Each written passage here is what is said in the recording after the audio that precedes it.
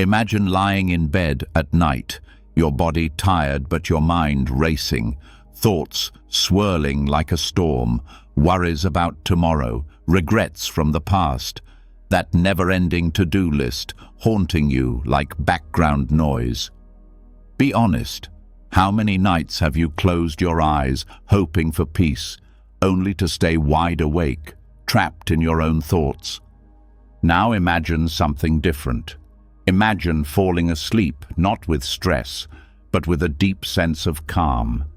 Imagine letting go of everything you can't control and drifting into rest with a heart that is light, a mind that is quiet, and a spirit that finally feels free. The truth is, the way you fall asleep shapes how you wake up. If you fall asleep in fear, in tension, in resistance, you carry that into the next day. But if you fall asleep in surrender, in peace, in acceptance, you wake up grounded, rested, and ready to meet life as it is.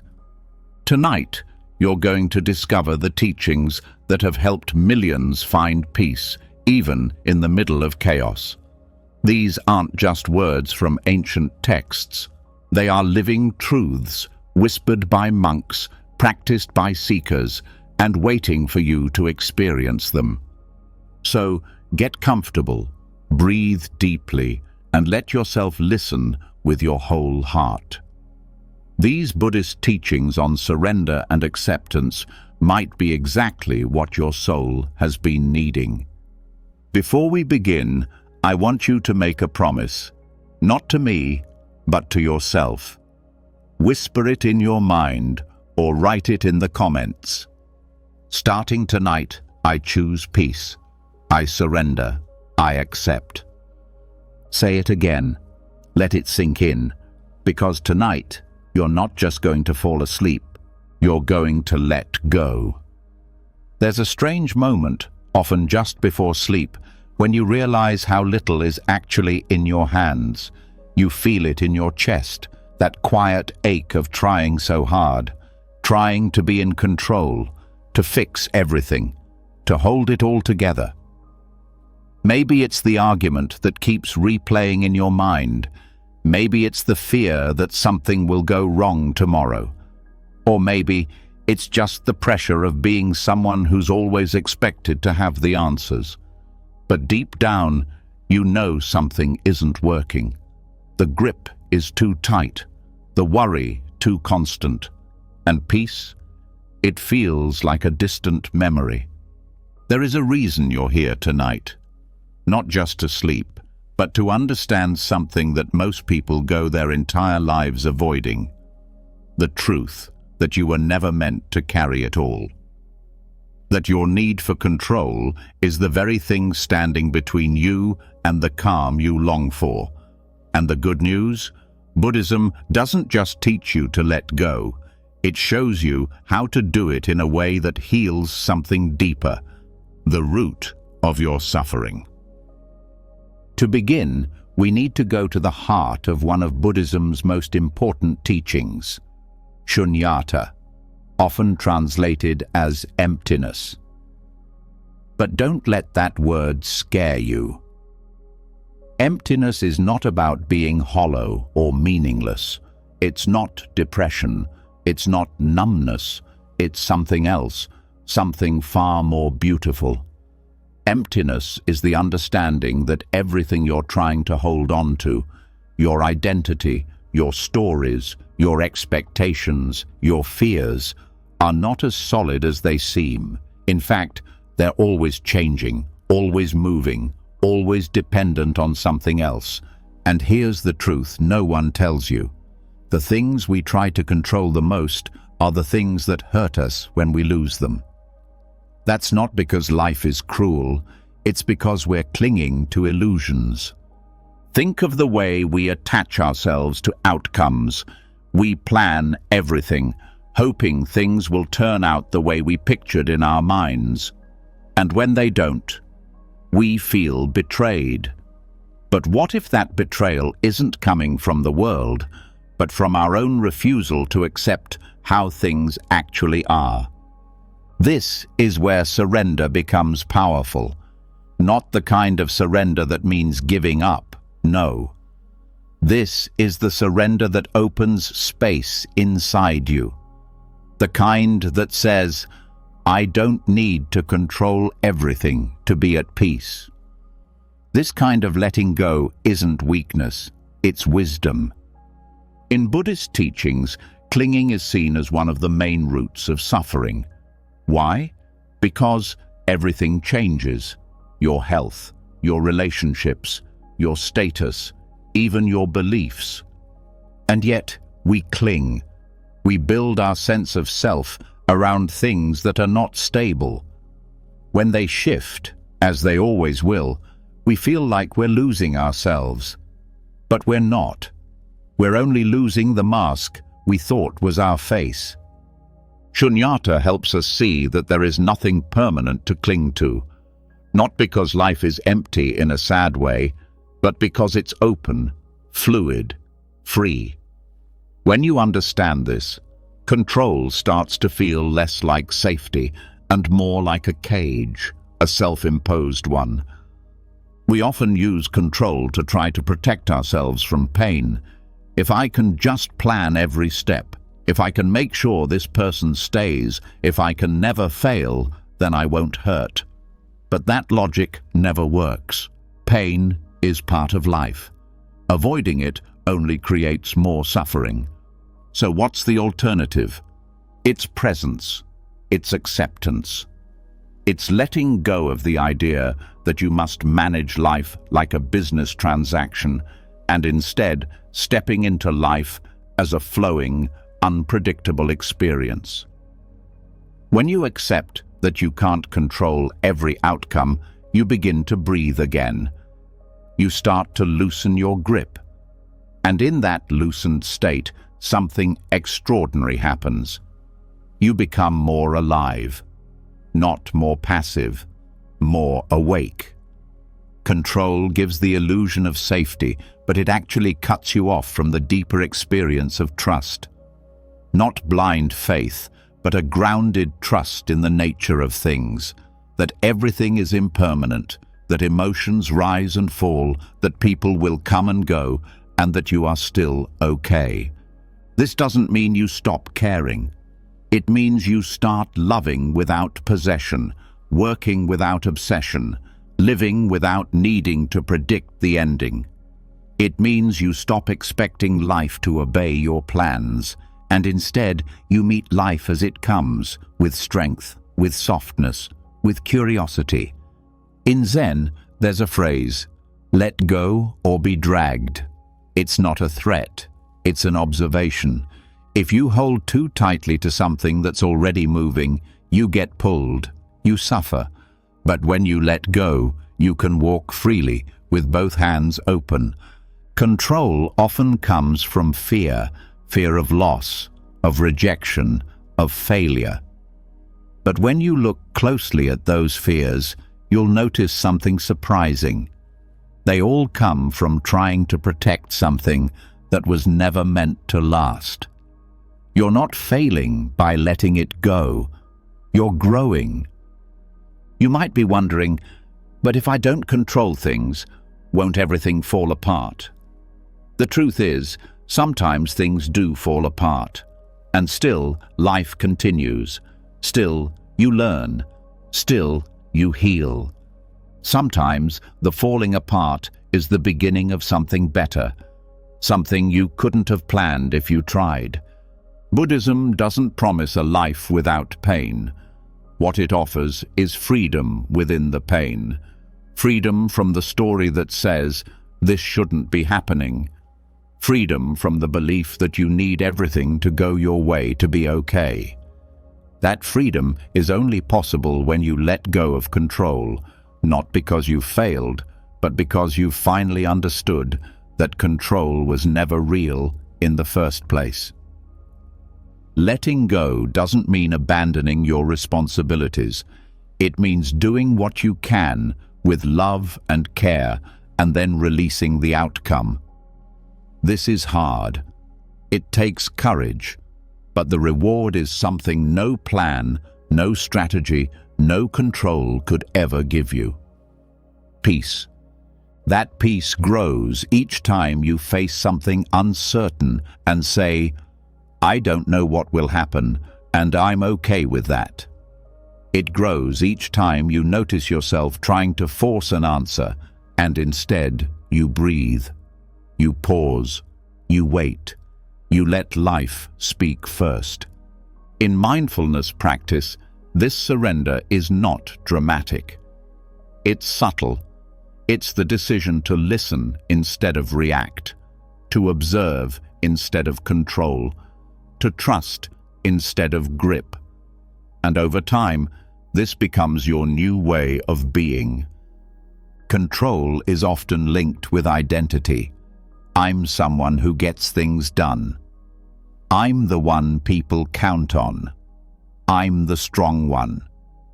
But these identities, while helpful in small ways, become painful when we believe they are us. Because then, when life challenges them, we feel attacked. But when you see them for what they are, temporary roles, you can hold them more lightly.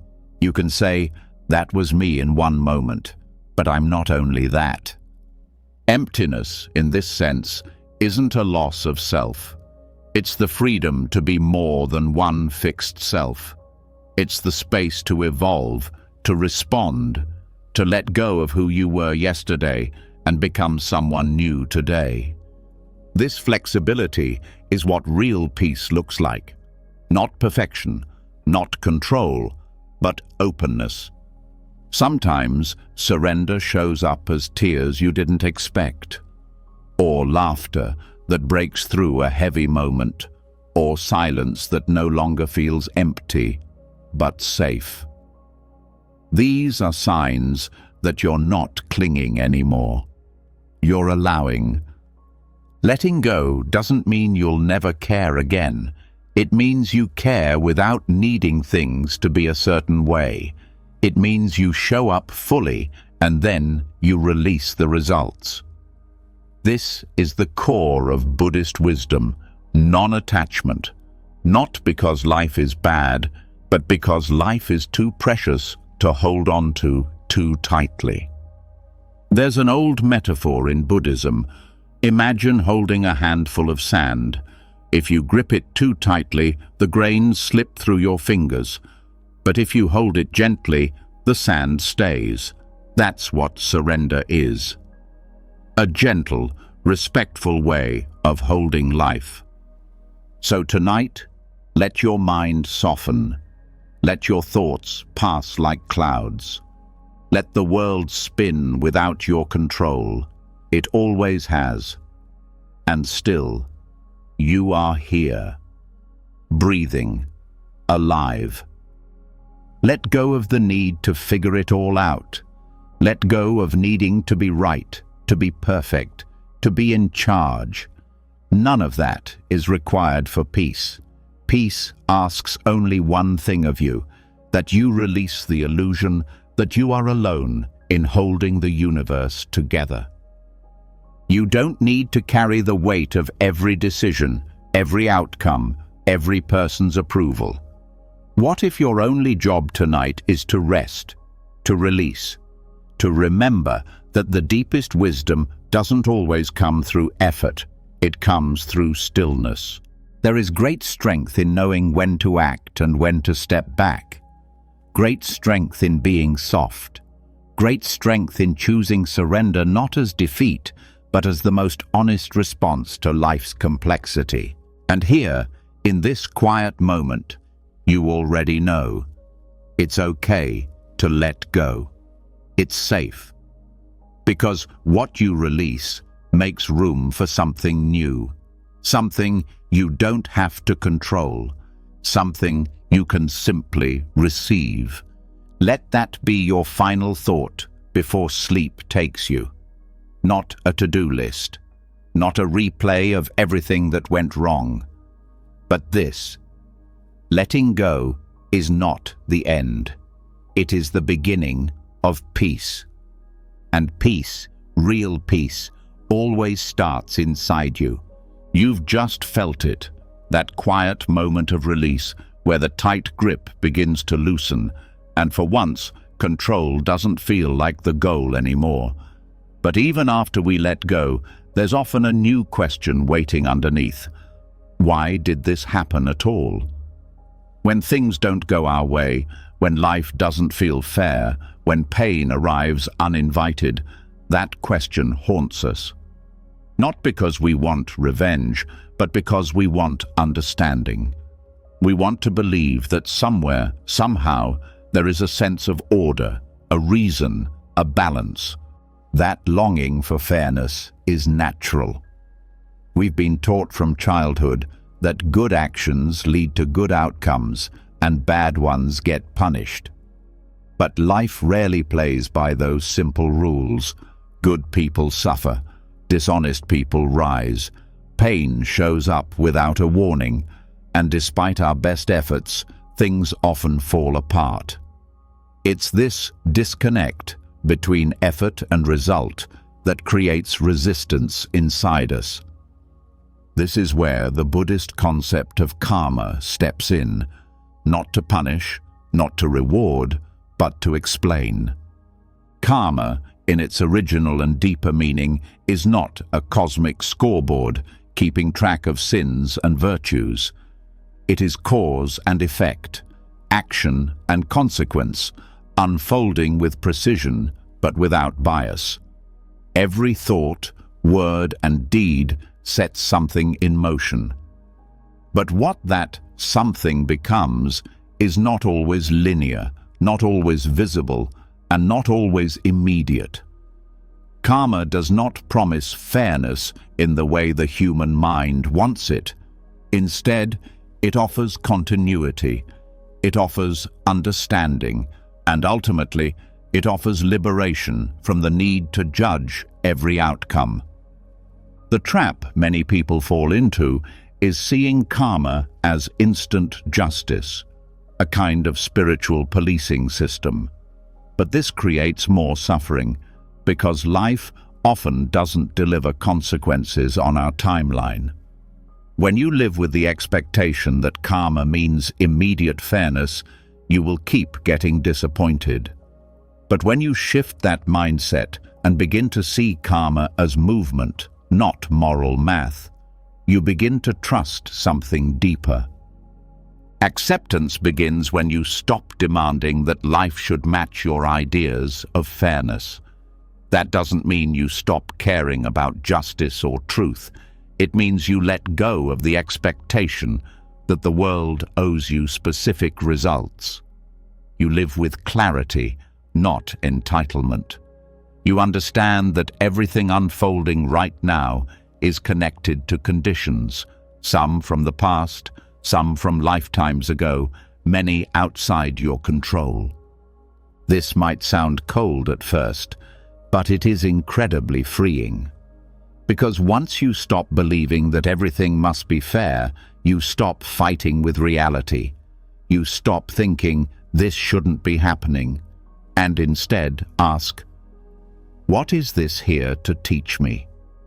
That shift, small in words, massive in practice, is the doorway to peace. The karmic view invites you to stop clinging to your story of victimhood or superiority. Both are attachments. Whether you believe you're always the one being wronged or always the one doing right, you are still holding on to identity in a way that creates resistance. Karma doesn't label you, it simply responds. You act with intention and the ripple spreads, sometimes softly, sometimes like a wave. This is why radical acceptance is possible. Because once you understand that life is a web of causes and conditions, you stop personalizing every pain. You stop thinking, life is against me. You start to see that life is responding to life, and you are one part of that great unfolding, not in control of it all, not the center of the universe, but also not helpless, because karma means your actions matter, even if you can't always see how. In this way, karma teaches accountability without shame. You realize that what you do, think, and say matters. Not because someone is watching, but because every intention becomes part of the larger flow of reality. Your kindness shifts energy. Your anger leaves a mark. Your generosity builds invisible bridges. But you do not get to control how these things return to you. And that is the part that requires maturity. Surrender. It's common to ask, but what about the people who hurt others and never seem to suffer? This is where Buddhist wisdom gently reminds us, you cannot see the full picture. What appears as reward might be its own trap. What seems like success might be hollow inside, and what you cannot see inside their heart, their future, their past, contains more than you can imagine. This doesn't mean turning away from injustice, but it means responding without hatred, without poison in your heart, because hatred only binds you to the very pain you want to escape. Karma isn't asking you to be passive. It's asking you to respond from clarity, not reaction. From compassion, not vengeance. When you understand karma this way, forgiveness becomes easier. Not because what happened was okay, but because you no longer need repayment. You don't need the scales to balance in your lifetime. You trust that everything unfolds as it must. And in that trust, you stop leaking energy into resentment. You let go, not for them, for you. And then there's the other side of the coin, self-forgiveness. Some of the hardest karma to face is your own. The mistakes you made, the people you hurt, the chances you missed. Karma doesn't erase the past, but it gives you something better, the power to respond differently now. Every moment is a turning point. Every breath is a chance to plant a new seed. But this is where it gets even deeper. Buddhism teaches that karma doesn't just come from action, it comes from intention. What's happening inside you is shaping your path just as much as what happens outside. If you speak kindly, but think with judgment, that thought is still shaping energy. If you help others, but do it to feel superior, that craving still plants a seed. So the work becomes subtle. You begin to observe your motivations, not to punish yourself, but to purify your mind. This is why meditation is so central. It helps you see what's really moving underneath your habits. It teaches you to stop acting from unconscious reaction and start acting from conscious clarity. The more you watch your mind, the more you understand karma, not just as a philosophy, but as something alive within you. You begin to sense how every action echoes, and with that awareness comes gentleness. You speak slower, you choose your responses, you begin to value stillness more than noise. And yet, there will be moments when you do everything right and still suffer. When you act with kindness and still face rejection. When you're honest and still misunderstood. That's when karma challenges you to look deeper. Because sometimes your suffering isn't about this moment, it's about something far older.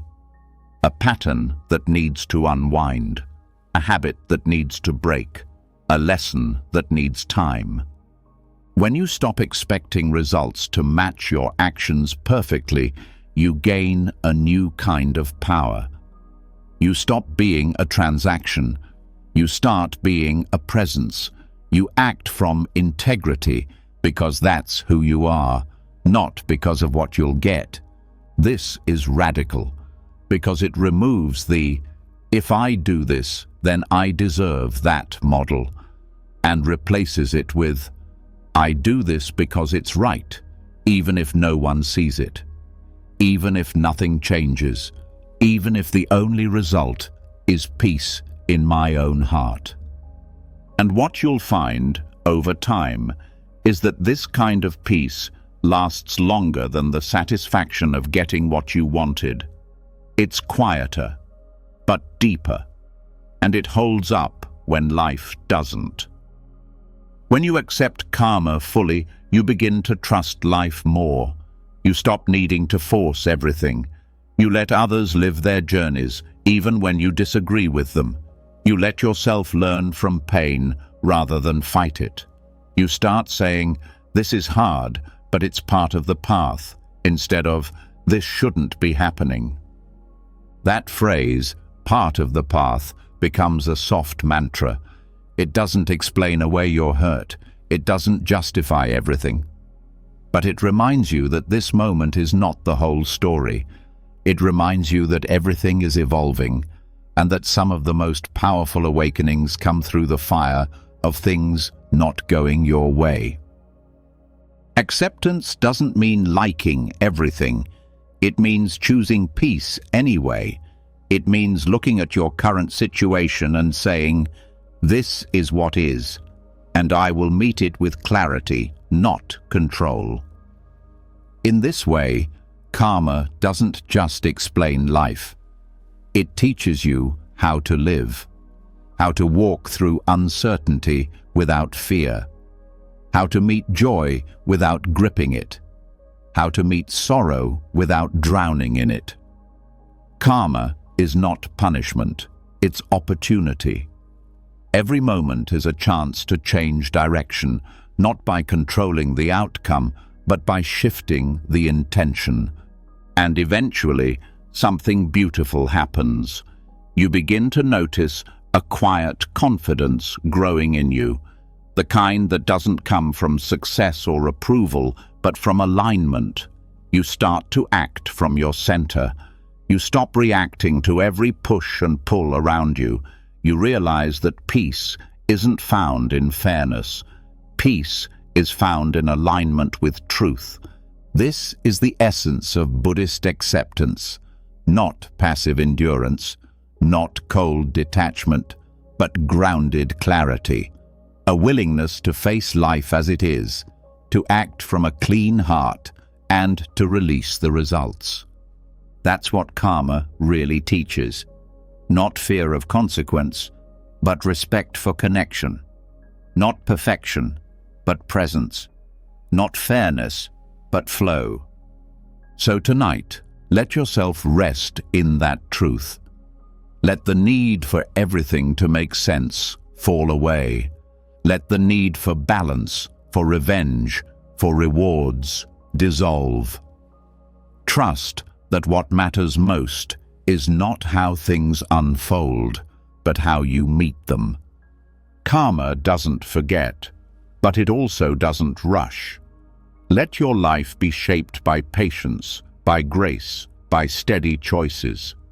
Let yourself sleep tonight, not as someone waiting for the world to be fair, but as someone who knows they are free. Free to forgive, free to start again, free to love without guarantees, and above all, free to live this life, not as a game to be won, but as a path to be walked, one conscious step at a time. There comes a point in the practice, not dramatic, not loud, when the question quietly shifts. It's no longer what caused this to happen, but who is it happening to? You start to notice that behind every moment of resistance, every disappointment, every craving, there's a thread, and that thread leads to one idea: me, my story, my pain, my image, my identity. It's subtle, but it's always there. This need to define yourself, defend yourself, be someone in a world that doesn't stop changing. But what if that someone you keep protecting was never solid to begin with? all the letting go of control, all the surrender to karma, all the radical acceptance we've explored so far, it all leads here, to the deepest letting go of all, surrendering the self. Buddhist teachings offer a word for this insight. Anatta, often translated as non-self. It doesn't mean you don't exist. It means the thing you call yourself is not fixed, not separate, not independent. The mind tries to hold on to identity like a stone, unchanging, reliable, but in truth, it's more like a river, always moving, always shaped by conditions. That's why we suffer so deeply when the ego is challenged, when someone criticizes us, when we fail, when we're ignored, when our role in the world shifts. We've built our sense of self around a fragile structure of thoughts, memories, and roles. And when one piece moves, the whole thing feels like it might collapse. But Buddhism points to something extraordinary. The collapse is not the problem. The clinging to what's collapsing, that's the suffering. We suffer not because we are losing ourselves, but because we thought the self was something we could keep. Anatta teaches that what we think of as me is actually a process, a collection of sensations, thoughts, preferences, fears, hopes, and memories, all temporary, all interdependent. There is no central controller inside you, no fixed identity steering the wheel, just a flow of consciousness, reacting and responding, conditioned by causes you may never fully see. At first, this can sound frightening. If I am not who I think I am, then who am I? But the beauty of this insight is that it doesn't lead to emptiness in the way the ego fears. It leads to freedom, because when there is no solid self to protect, there is nothing to defend. When there is no fixed identity to uphold, there is space to breathe, to feel, to be. This isn't about erasing personality or becoming passive. It's about no longer being trapped by the story. You can still feel, think, act, speak, but you do it from presence, not performance, from awareness, not habit. Most people don't realize how much energy goes into holding up the self, into being the strong one, the smart one, the responsible one, the funny one, the broken one. Whatever your version is, these roles become cages, and even the comfortable ones exhaust you, because they all require constant maintenance. The insight of Anatta lets you put it all down, not because you've figured out a better identity, but because you've finally seen through the illusion that one was ever required. This shift begins not through theory, but through observation. When you meditate, you start to see that thoughts arise on their own. Emotions come and go. Preferences shift. Reactions change. You don't choose most of it. You witness it. And when you stop claiming each thought as mine, a new kind of clarity appears. The mind still moves, but you're no longer inside the storm. You're aware of it, but not consumed by it. This is where suffering begins to transform, because suffering, at its core, is personal, not just in content, but in tone. Why is this happening to me? But when the me becomes less solid, suffering has less of a grip. You still feel pain, but it passes through more easily. There's less resistance, less identity wrapped up in it. You stop narrating every discomfort as a personal attack.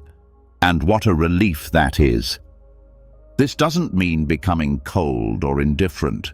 In fact, the opposite is true. When the self softens, empathy expands. Because when you're not trapped in your own identity, you start to see others more clearly. You see their pain not as separate, but as part of the same human experience. The walls between me and you begin to dissolve, and with that comes compassion, not as a performance, but as a natural response. Anatta is not an abstract philosophy. It's a living experience, and it starts with questions. What happens when I don't believe this thought? What am I defending right now, and why? What part of me feels threatened? And if I stop feeding that part, what remains? The process is not about deleting yourself. It's about realizing that who you are is not limited to any single story, role, or emotion. You begin to see that the awareness behind your thoughts is spacious. It can hold joy, grief, doubt, peace, all of it, without clinging to any of it. In this space, the need to be right starts to fall away. So does the need to be seen in a certain way. The craving to prove something softens. You don't lose your voice. You lose your need to yell. You don't lose your value. You lose your need to be validated. This kind of surrender is different from resignation. You don't disappear into nothingness. You appear more fully, because you're no longer filtered through a narrow idea of who you're supposed to be. You become available to the moment without the baggage of identity shaping every interaction. Think of how many decisions are made out of fear of losing an identity. Staying in a job, in a relationship, in a belief system, not because it feels true, but because without it, you don't know who you are. Anatta gives you permission to not know, to step into the unknown without panic, to live without being defined by the past.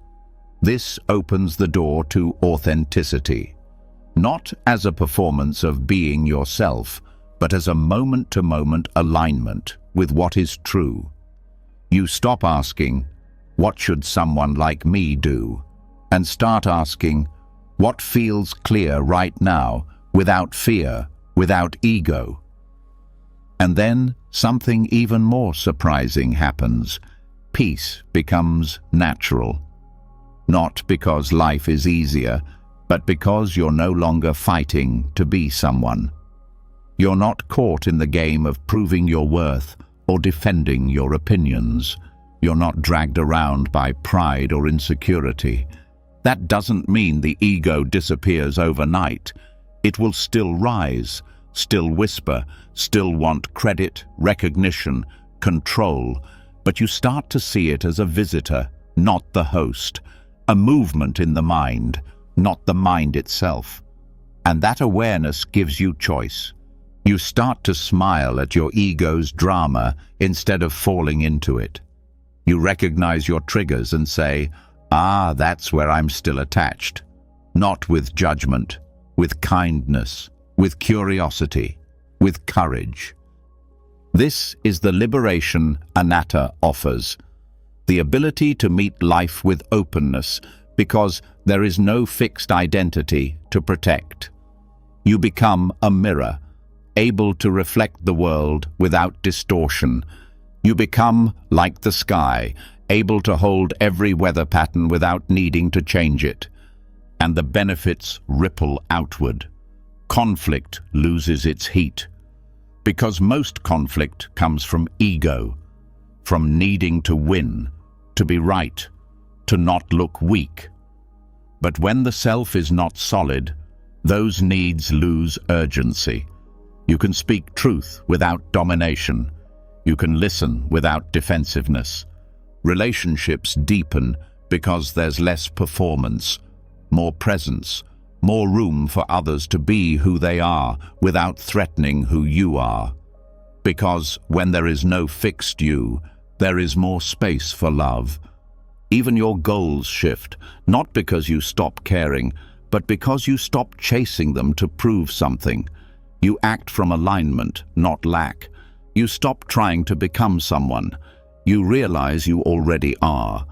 And at the deepest level, you begin to taste what freedom really is. Not the freedom to do whatever you want, but the freedom to not be defined by anything. The freedom to rest in awareness itself, knowing that you are not your thoughts, not your roles, not your past. You are the presence that holds it all. This insight doesn't make life perfect, but it makes it lighter, simpler, clearer. You stop being dragged by stories that never served you. You begin to meet yourself and the world with a kind of quiet humility. I don't know exactly who I am, and that's okay. Let that be your resting place tonight. Not a name, not a label, not an identity. Just presence, just awareness, just breath. You don't need to hold yourself together tonight. You don't need to know who you are tomorrow. Let the thoughts drift. Let the stories pass. There is nothing to prove, nothing to protect. Just this breath, just this peace. Surrender the self, not because you are disappearing, but because you are becoming vast, spacious, free. And in that freedom, everything changes. Even after surrendering the idea of a fixed self, there's still a lingering question. What now? If there is no permanent me to protect, if life cannot be controlled, if karma unfolds beyond our timeline, then how should we live?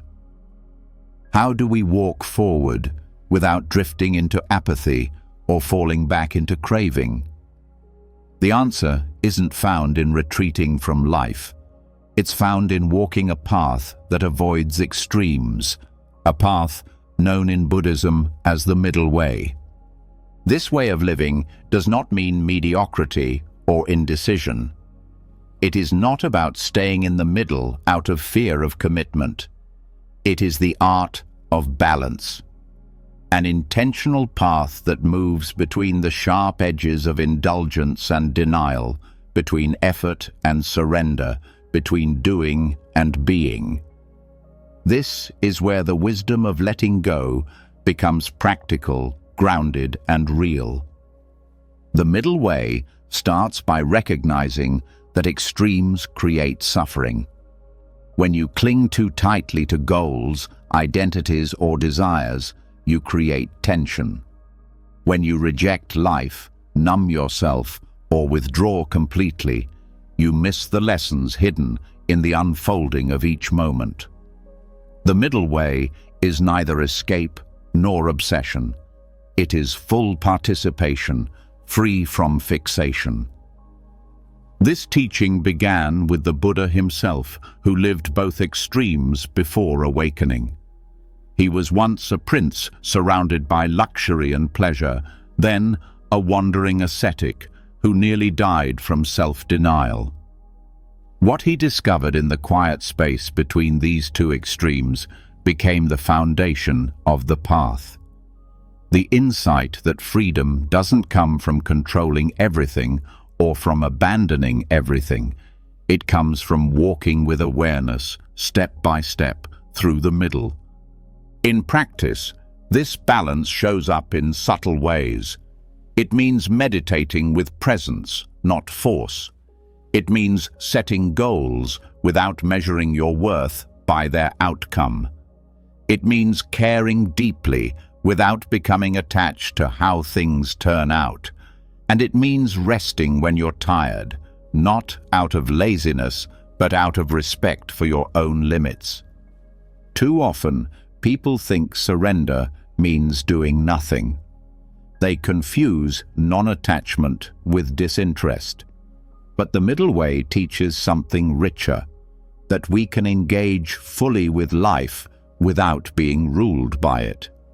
You can work hard with love and discipline, but without letting success or failure define you. You can love others without making them responsible for your happiness. You can show up every day with energy and focus, but let go of the need for everything to unfold according to your plan. This is not passive living. It is dynamic, present, and wise, because it takes great awareness to know when to act and when to step back, when to speak and when to stay silent, when to move forward and when to rest. These decisions are not formulaic. They arise from moment-to-moment clarity. The middle way is also the path of discernment. Not everything that looks like surrender is surrender. Sometimes giving up is rooted in avoidance. Sometimes discipline is actually just disguised control. The mind can be tricky. That's why Buddhist practice emphasizes mindfulness, not as a tool to manipulate experience, but as a mirror to see things clearly. To live this balance, we begin by noticing our tendencies. Some of us push too hard. We grasp, strive, and attach our worth to doing. Others avoid discomfort. We retreat, hide, and tell ourselves we are surrendering, when really we are protecting ourselves from feeling. The middle way invites you to meet both tendencies with kindness and honesty. To ask, what is this moment asking from me? Not what my habit says, but what wisdom says. There is strength in this softness. There is clarity in this calm. When you are no longer pulled to extremes, you begin to feel steady, anchored. You stop living in reaction and start living in response. Not reacting out of fear, ego, or craving, but responding from a grounded place within. This balanced way of being brings greater clarity in relationships as well. It allows you to love without losing yourself, to give without resentment, to listen without defensiveness. Because you are no longer approaching people with hidden expectations, you are offering what is real and letting go of what you cannot control. Even in spiritual practice, this balance is essential. Some people become attached to enlightenment as a goal, and they chase it with the same urgency they once chased material success. Others let go of discipline entirely and float in a fog of vague acceptance. But true practice lives in the middle. It is consistent, kind, devoted, and alive. It has structure, but not rigidity. It has surrender, but not avoidance. You learn to practice not for the sake of becoming someone, but to return again and again to this present moment, to sharpen awareness, to soften resistance, to see life as it is and respond with wisdom. This is the middle way in action. There is a gentleness in this path that surprises many people. It is not about pushing yourself into transformation. It is about removing what blocks your natural clarity. And often, those blocks are built from extremes, trying too hard, giving up too quickly, clinging to ideas, rejecting discomfort. When you walk the middle way, you discover that effort itself changes. It becomes sustainable. It becomes joyful. Because it's no longer about striving for an identity or escaping from fear. It's about showing up in each moment, fully present, fully human. Letting go then becomes a natural part of life, not a grand gesture, but a quiet, continual release. You let go of needing everything to make sense, of needing others to see you a certain way, of needing to always feel in control. And in that letting go, your effort becomes pure, not entangled in outcome, but rooted in love and clarity. The beauty of this path is that it honors your full experience. It doesn't ask you to reject pleasure, but to hold it lightly. It doesn't demand you embrace pain, but to meet it without fear. It doesn't teach detachment as coldness, but as space for real connection. Even in the hardest moments, the middle way provides a way forward. When grief feels overwhelming, it teaches you to feel fully without drowning. When joy feels fleeting, it teaches you to enjoy without clinging. When you are lost, it teaches you to pause, breathe, and trust. The next step will appear when it's time. This path invites you to slow down, not to stop living, but to stop rushing past your life. It asks you to listen to your inner life as carefully as you listen to the world, to be honest with yourself about what hurts, what helps, what heals. As you continue to walk this balanced path, you start to notice a different kind of peace. One that doesn't depend on everything being perfect.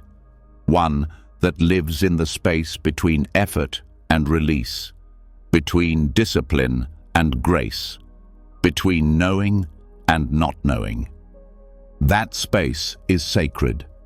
It's where you stop needing answers to feel safe, where you stop measuring yourself by how much you accomplish, where you no longer chase after the next moment, because this one is enough. In that space, you begin to understand that surrender does not mean you're giving up. It means you're stepping into alignment. That effort doesn't mean control. It means conscious, loving participation in the unfolding of life. This understanding transforms everything. Your breath becomes more steady. Your thoughts become less loud. Your choices become more thoughtful. Your presence deepens, not because you're trying harder, but because you're no longer caught in the extremes of trying or giving up. The middle way is not a destination. It's a rhythm, a dance, a relationship with life. It evolves as you evolve. It asks for your attention, your curiosity, your patience. It rewards you not with guarantees, but with depth, with wisdom, with freedom. And in time, you begin to trust it. You begin to trust yourself. Not the self that needs a name or an achievement, but the deeper presence that watches, feels, learns, and grows. That presence walks the middle way, not because it has figured everything out, but because it is finally willing to walk with open eyes, open hands, and an open heart. As you lay down to rest tonight, let this be your final reflection. You do not need to push, nor do you need to escape. You are allowed to be right here, in the middle, not caught in clinging, not lost in aversion, just here, just breathing, just being. And that, more than anything else, is enough. When you stop chasing the extremes and begin to walk the balanced path, a different kind of vision slowly opens. You begin to see that life doesn't unfold in a straight line. It's not a ladder you climb to some final success. It's more like a rhythm, a returning. The same feelings resurface, the same doubts reappear, the same mistakes sometimes return in new forms. Even after surrender, after awareness, after all the letting go, there are still moments where old habits whisper and the familiar pain knocks at the door again. And you wonder, haven't I already learned this? This is where many lose hope. When they see life circling back to discomfort, they assume they've failed. But this is not failure. This is samsara, the cycle of birth, death, and rebirth, not only in lifetimes, but within each day, each breath, each relationship. And samsara is not just a prison, it's also a teacher. In Buddhist teachings, samsara is often portrayed as the wheel of suffering.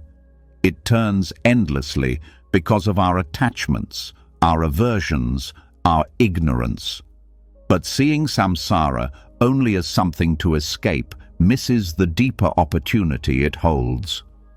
Because within the turning, within the repetition, is also the chance to wake up, to meet familiar moments not with cynicism or defeat, but with wisdom, to see repetition not as punishment, but as invitation. This is where your relationship to suffering begins to shift.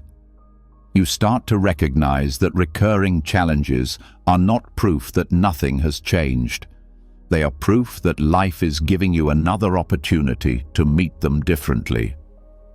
What once made you angry now brings understanding. What once overwhelmed you now opens your heart. Not because the world stopped cycling, but because you stopped reacting in the same old way. Samsara is life's way of giving you multiple chances to grow deeper, not just forward. Growth isn't always progress in the way we expect. It often looks like circles, not lines. Because healing is not about never hurting again. It's about becoming more conscious in the midst of the pain, more spacious in the presence of fear, more compassionate in the face of loss. Every time the wheel turns, it asks the same question. How will you respond this time? With the same grasping, the same resistance, the same story, or with a new kind of openness, with presence, with stillness? This is the beginning of transformation, not by avoiding the cycle, but by learning from it. By seeing the recurring patterns in your thoughts, your relationships, your choices, and meeting them without the old armor. No judgment, just deep listening. The beauty of this path is that nothing is wasted. No moment is meaningless. Every return carries wisdom if you are present enough to receive it. That conversation you've had 100 times with yourself, that relationship dynamic you thought you escaped but now shows up in a new face. These are not signs that you are stuck. They are signs that life is giving you another doorway. This kind of learning is slow. It requires humility. It asks you to stop demanding that life move according to your expectations. It invites you to stop measuring your progress by what has changed on the outside. Because real change often happens invisibly, inside the way you breathe, the way you listen, the way you no longer need to defend your pain. The wheel of samsara does not punish. It mirrors. It reflects back the places you still cling. It reveals the parts of you that still believe happiness must look a certain way. And it gently, or sometimes painfully, brings you back to the same place until you no longer respond with resistance, but with clarity. Accepting samsara as a teacher is not about giving up on liberation. It's about understanding that liberation does not come from leaving life, but from seeing it as it is, fully and without illusion. Even enlightenment is not the escape from the world, it's the transformation of your relationship with it. You begin to see that craving and aversion aren't flaws. They're natural responses from a mind conditioned to survive. But survival and freedom are not the same. Survival clings. Freedom watches, chooses, and lets go. This teaching allows you to be gentle with yourself, because the path is not about walking it perfectly, it's about walking it honestly, with awareness, with the willingness to meet yourself again and again in the same places, and each time soften just a little more. There is something profoundly kind about this perspective. It means that even when you make the same mistake, you are not starting from zero. you are meeting it with slightly more wisdom, more presence, more tenderness. That's how the wheel becomes a spiral instead of a circle. You may pass the same landmarks, but from a higher place each time, with more vision, with less attachment, with a quieter mind. Samsara also teaches impermanence, not just as concept, but as lived truth. The high passes, the low passes, the seasons turn, the roles shift, identities crumble, and through it all, you learn to stop clinging to any one version of yourself or your life. You begin to allow the full experience of being alive, not only the parts that feel good, but the parts that stretch you, break you open, teach you something your comfort never could. Cynicism arises when we forget this, when we see repetition and assume it means meaninglessness, when we see effort and assume it's futile. But the middle way meets samsara without cynicism. It sees the cycle and stays steady. Not expecting perfection, not waiting for escape, just choosing presence over reaction again and again. This is a powerful form of strength, because it means you don't need your life to be different to grow. You don't need every question answered to find peace. You begin to love the very structure of the human experience, the way joy and grief hold hands, the way beauty is born from endings, the way light returns even after long, dark nights. This way of seeing also brings compassion for others. Because once you see your own cycles, your own patterns, your own fears, you recognize them in others. You stop needing people to be perfect. You stop judging them for repeating what they haven't yet learned to face. You stop expecting their pain to resolve on your timeline. You become patient with your own unfolding, with theirs.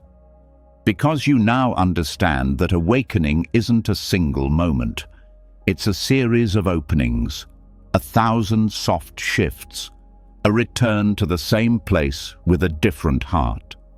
Even the teachings, the ones you thought you already understood, will reveal themselves again in new light. A concept you once grasped mentally will suddenly root itself in your body. A line you've heard 100 times will suddenly dissolve some deep layer of fear. This is samsara as teacher. It keeps offering the lesson until you are ready to receive it fully, not just intellectually, but somatically, emotionally, and spiritually. And so, the path becomes less about moving away and more about moving through. You stop trying to escape difficulty and instead meet it with attention. You stop running from the repetition and instead use it as a mirror. You stop resisting what returns and start asking, what is this moment asking of me now? Sometimes what it asks is silence, sometimes compassion, sometimes truth spoken clearly, sometimes stillness. Samsara is not always dramatic. Often it is quiet. It comes in the form of daily life, the frustration at small things, the longing for something more, the fear of what might happen next. But now, you meet it not as enemy, but as teacher. There is no need to rush this process, no need to force anything open. Life will offer you all the lessons you need. Your task is to meet them with eyes open and heart soft, to stay curious, to walk slowly, to trust that what repeats does so not to trap you, but to reveal something you haven't yet seen clearly enough to let go. As the cycle continues, as thoughts rise and fall, as emotions bloom and fade, you remain centered, not clinging, not pushing away, just witnessing, just breathing, just allowing the lesson to arrive in its own time. This is where peace lives, not in escape, but in deep engagement without resistance. In meeting each return with a little more love, a little less fear. In walking the same path with greater presence, not because the world has changed, but because you have. And so tonight, let your body rest, not in frustration at the repetition, but in reverence for the journey. Let your thoughts rise and fall without needing them to end. Let your breath move in cycles, as it always does. Inhale, exhale, return. No beginning, no end, only presence. This is Samsara, not your prison, your practice, your unfolding, your teacher, and you now are ready to listen. Even as the teachings of Samsara help us understand the nature of repeating patterns, there are moments in life that break the cycle not by repetition, but by rupture. Some experiences arrive not to teach gradually, but to split something open inside you so completely that the world will never look the same again. Loss is one of those moments. It doesn't ask your permission. It doesn't wait until you're ready. It comes suddenly or slowly, but always with finality, and in its presence, the mind can no longer pretend to be in control. This is where spiritual teachings are no longer abstract. They either become real or they fall away. Grief is not just a feeling, it is a transformation. It takes what you knew and burns it down. It removes certainty. It questions meaning. It challenges your ideas of permanence, justice, and self. It's not something you move through in a straight line.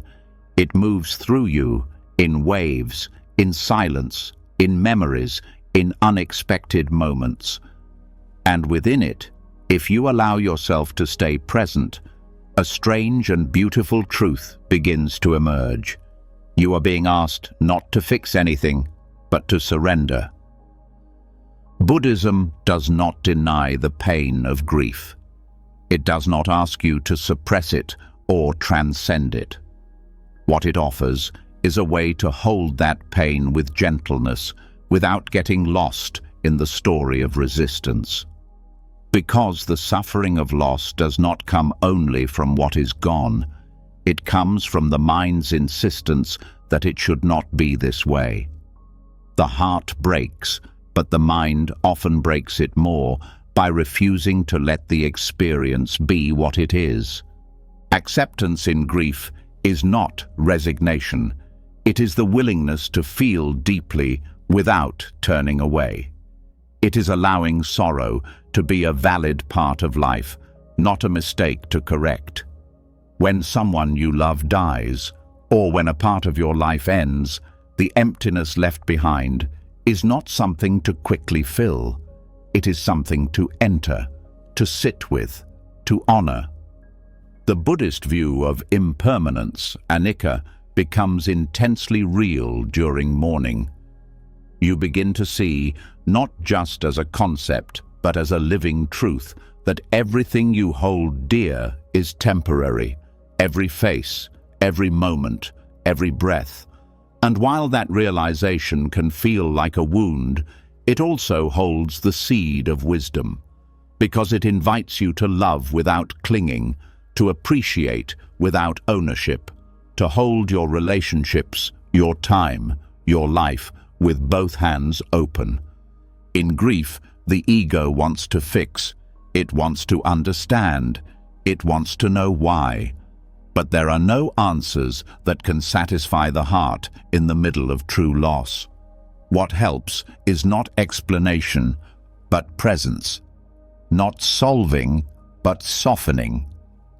Buddhism teaches that suffering increases when we attach to our version of how things were supposed to be.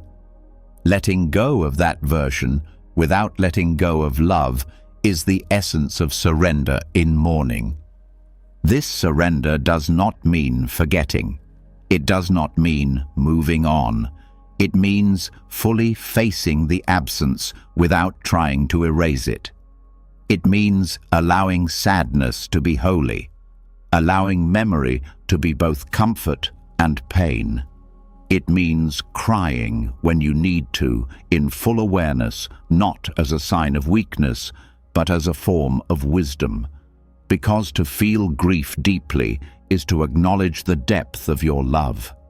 And in that recognition, something opens. Buddhist practice offers space for this through mindfulness. Sitting with sorrow does not mean drowning in it. It means allowing it to move through you like weather. Some days, the clouds are heavy. Some days, the sky clears unexpectedly. Your role is not to control the sky. It is to stay present through the changes, not pushing them away and not clinging to them either. The breath becomes a grounding tool. Inhale, you feel the ache. Exhale, you let it be there, again and again. No escape, no denial, just truth, breath by breath. This is the wisdom of grief, not in explanation, but in meeting it fully, moment by moment. There is often guilt in grief. Guilt for not having done more, said more, been more present. Buddhism gently addresses this through the practice of karuna, compassion. It reminds you that the past cannot be changed, but your relationship to it can be softened. Regret is a form of clinging. It tries to rewrite time. But compassion says, I was human. I did the best I could with what I knew, and so did they. This self-compassion is not indulgence. It is necessary. Because only through softening your own heart can you begin to heal. Only through forgiveness of yourself and others can the sharp edges of loss begin to round into remembrance. Over time, pain becomes less sharp, not because it fades, but because your capacity to hold it grows. Buddhism also offers a powerful view of death, not as annihilation, but as transformation. The body dies, the form disappears, but the energy, the connection, the love, the imprint, those continue in ways the rational mind cannot fully grasp. This is not a belief to escape pain. It is an invitation to trust the mystery of life beyond what can be seen. In many traditions, there are rituals of honoring the dead, chanting, offerings, prayers. These are not just cultural habits. They are ways to stay connected without clinging. They create a bridge between love and loss. They allow grief to be expressed, to be shared, to be made sacred. Even in silence, there are ways to honor those who are gone, remembering them with kindness, living in a way they would be proud of, letting their presence shape your choices, not from guilt, but from gratitude. Grief, when held with awareness, transforms into something softer, still painful, but rich with meaning. The Buddhist path also recognizes collective grief, not just the loss of individuals, but the pain of watching the world suffer. This kind of sorrow can feel overwhelming, but it too can be met with presence, with engaged compassion, with action that arises not from panic, but from deep care. There is also grief for what never happened, the future you thought you would have, the version of your life that didn't unfold. This grief is quiet but real, and it deserves your attention. You do not need to justify it. You do not need to hide it.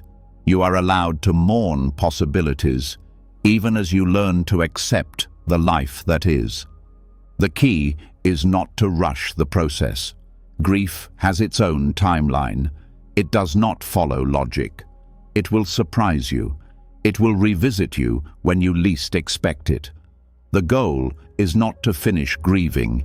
It is to make space for it in your heart without letting it harden you. Some days you will feel peace. Other days the loss will feel fresh again. This is not failure. This is the nature of a heart that still feels. A heart that has not closed itself off. And that openness, even in sorrow, is a sign of deep spiritual strength. When people you love are gone, something of them remains in you, not as an idea, but as presence. The way they shaped your thinking, the way their voice still echoes, the way their love still moves through your decisions. These are not illusions. They are real. They live in the space that memory and awareness create together. Surrender in grief is not giving up on joy. It is making room for joy to return on its own time. It is trusting that the heart can break and heal at the same time. That tears and laughter are not opposites, but companions. Eventually, something shifts. Not dramatically, but gently. You begin to carry the loss instead of being crushed by it. You begin to live not in spite of the pain, but with it, like a scar that no longer bleeds, but still speaks. And in that scar, there is wisdom, there is beauty, there is depth. This is the gift that grief offers when you stop resisting it. It deepens your compassion. It widens your perspective. It strips away what does not matter. And what remains is truth, tenderness, connection. As you close your eyes tonight, you do not need to fix anything. You do not need to feel better. You only need to breathe, to be present with what is here, to know that your sorrow is not a sign of weakness. It is a reflection of your capacity to love, and that in itself is sacred. Let the grief be what it is. Let it change shape. Let it move through. And trust that in your willingness to feel, something in you is being reshaped, not broken, but opened, not lost, but revealed. This is the wisdom of surrender in grief, to stay soft when everything in you wants to close, to remain awake in the dark, and to trust that even in mourning you are being guided home to your deepest self. Grief softens the ground of the heart. It makes you feel exposed, raw, and strangely awake. And once you've walked through that kind of deep sorrow with your eyes still open, you begin to sense something deeper beneath the surface of your pain, something that has always been there, quietly shaping your inner life. It's more than just the sadness of loss. It's the truth that life, by its very nature, is marked by a persistent kind of unease, a friction that never fully disappears. Buddhism calls it Duka. Duka is often translated as suffering, but that word doesn't quite capture its fullness. Duka is the dissatisfaction that runs beneath even the most ordinary moments. It's the anxiety in your joy that it might not last. It's the ache of wanting more, even after you've gotten what you thought you wanted. It's the restlessness in your chest, the feeling that something is always just slightly off. It is not a flaw in your life.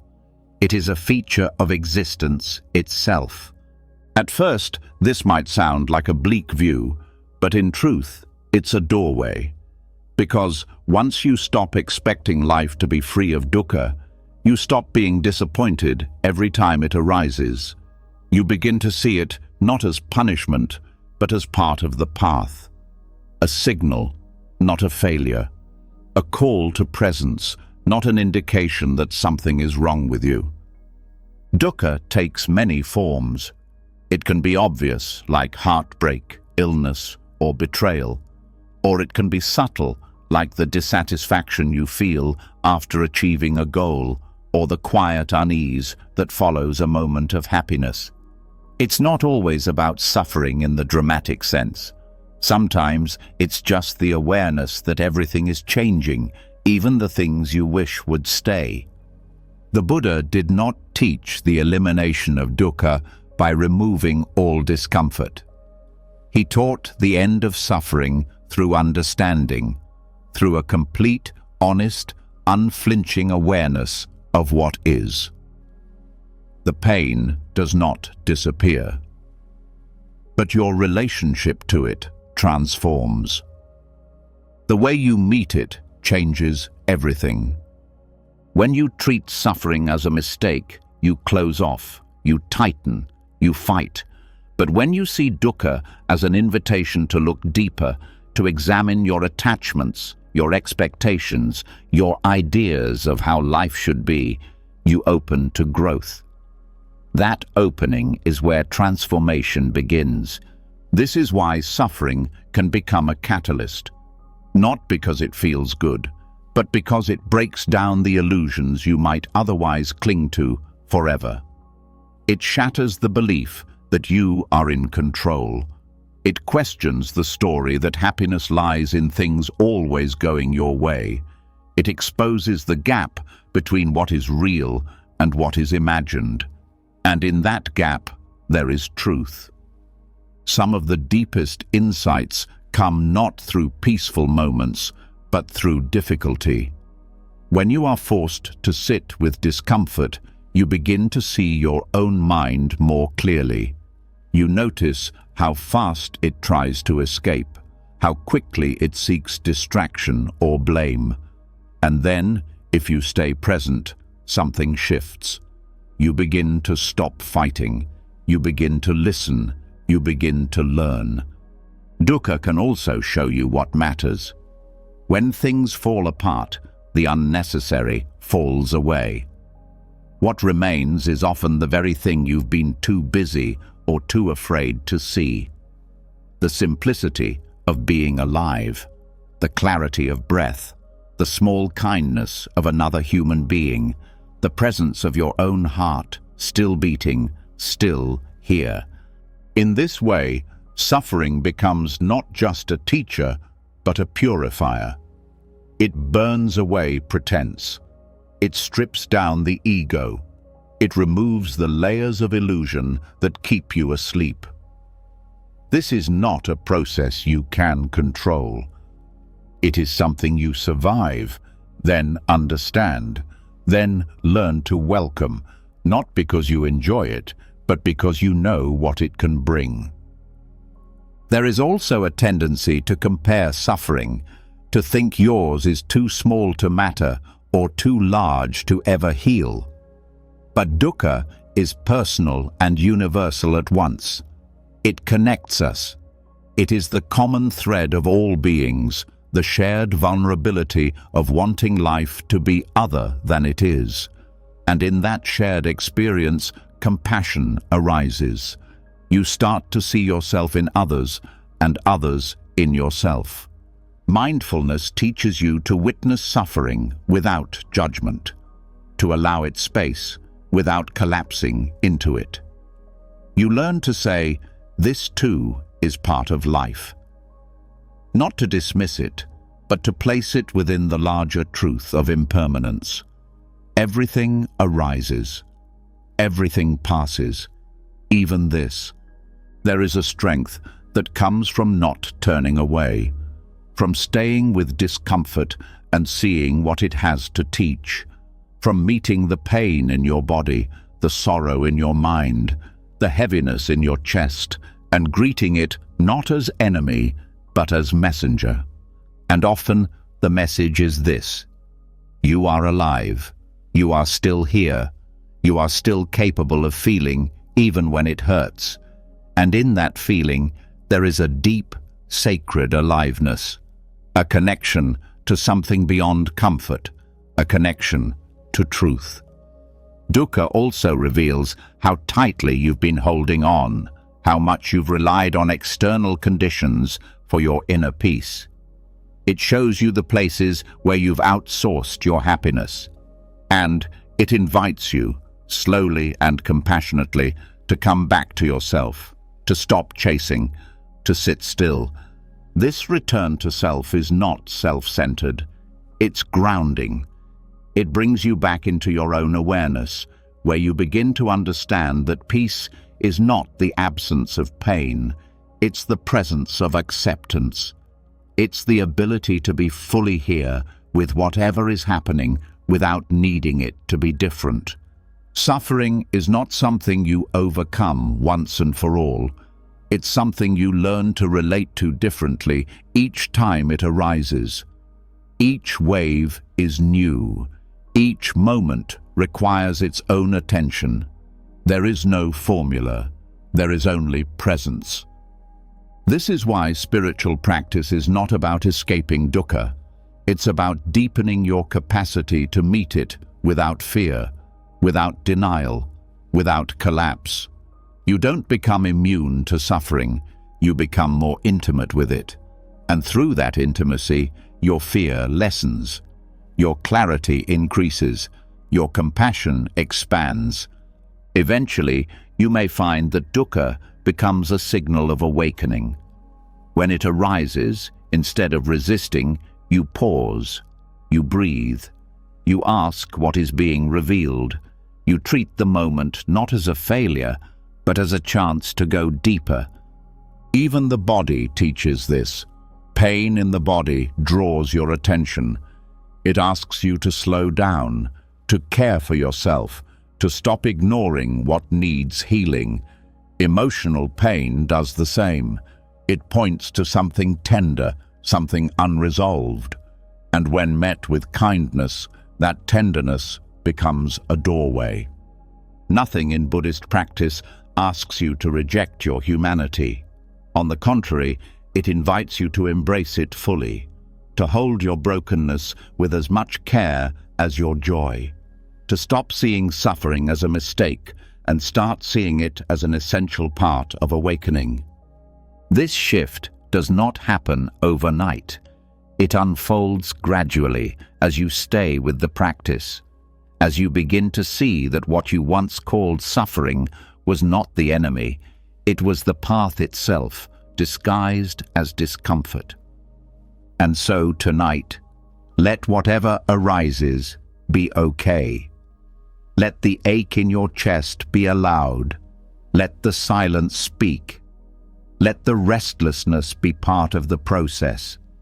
Nothing needs to be fixed before you can rest. You are already on the path. Every breath, every tear, every quiet moment of presence is part of your unfolding. The power of dukkha is not in its intensity.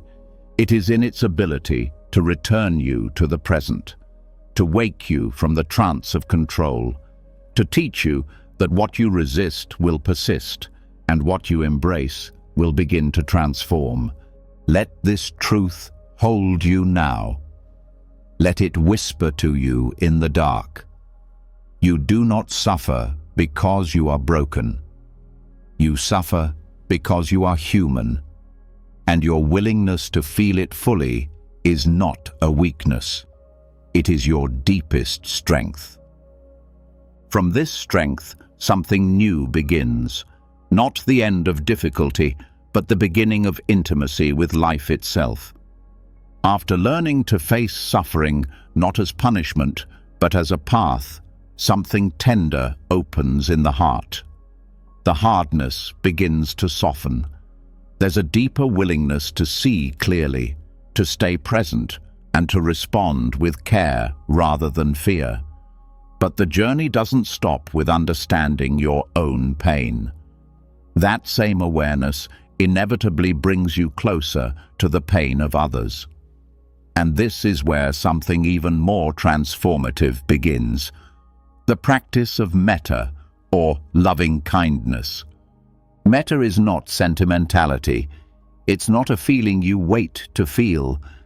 It is an intentional turning of the heart outward again and again, regardless of how you are received. It is love without strings, without demands, without the need for approval or return. In the truest form of this practice, there is surrender, not to weakness, but to the fact that love cannot be controlled. You can care for someone deeply, and they may still walk away. You can show compassion, and it may go unnoticed. You can wish for healing, and the suffering might still remain. Metta is the willingness to keep offering love anyway, not because it changes others, but because it changes you. This practice begins close to home. In traditional teachings, you start with yourself. May I be safe. May I be peaceful. May I be free from suffering. This is not selfish. It is the foundation. Without kindness for yourself, loving others becomes effortful or performative. It becomes entangled with guilt or expectation. But when the heart is softened toward its own wounds, it starts to overflow naturally. From there, you extend this same wish outward. First to someone you love, then to someone neutral, then to someone difficult, eventually to all beings. This is not done to feel spiritually noble. It's done to loosen the mind's habit of separation, to unhook the belief that some deserve compassion and others do not. Metta erodes that wall gently, through repetition, through presence, through surrender. The surrender in loving kindness is the surrender of control over outcomes. You don't get to decide how people receive your care. You don't get to make others understand you. You don't get to guarantee that your efforts will be appreciated. Metta teaches that you love not for effect, but as an expression of your deepest nature. This can feel unnatural at first. So much of love in everyday life is transactional. We offer kindness, hoping it will make others treat us better. We express care because we want to belong. But true, loving kindness asks nothing. It is radiant by itself. It is complete in the giving. This does not mean becoming a martyr. It does not mean tolerating harm. Metta is rooted in wisdom. It sees clearly. It recognizes when boundaries are needed, but it holds those boundaries without hatred. It says no when needed, but without hardening the heart. It remains connected to the truth that even those who hurt others are caught in their own pain. This understanding grows stronger the more you pay attention. As your awareness deepens, you begin to see how often people act from confusion, fear, or deep conditioning. You stop taking things so personally. You see their suffering behind the mask, and while that doesn't excuse harm, it helps you respond without adding more suffering to the cycle. Metta also reveals the impermanence of relationships. People come and go. Emotions rise and fall. Expectations shift. No relationship is guaranteed to last forever. Not because love isn't real, but because life itself is uncertain. The practice invites you to love fully without grasping, to hold others with care, but not possession. This is a radical way of loving in a world that teaches us to attach. It asks you to care deeply while allowing space, to be generous without controlling the narrative, to let others live their journey even when you don't understand it, even when it takes them away from you. It's not easy. You will be tempted to close off, to protect your heart, to decide that love is too risky. But every time you return to the practice, every time you send out goodwill, even through pain, something inside you strengthens, not in a hard way, but in a steady, grounded way. The more you cultivate metta, the more sensitive you become. Not in the sense of being fragile, but in your ability to notice suffering, even when it's hidden. You start to care more, not less. But that care is cleaner. It's not wrapped in the need to fix or be seen. It becomes quiet, constant, and spacious. Loving kindness also helps you face your own imperfections with more grace. You stop needing to be perfect to be worthy of love. You start recognizing the humanity in your own struggles. The practice softens the harsh voice in your head.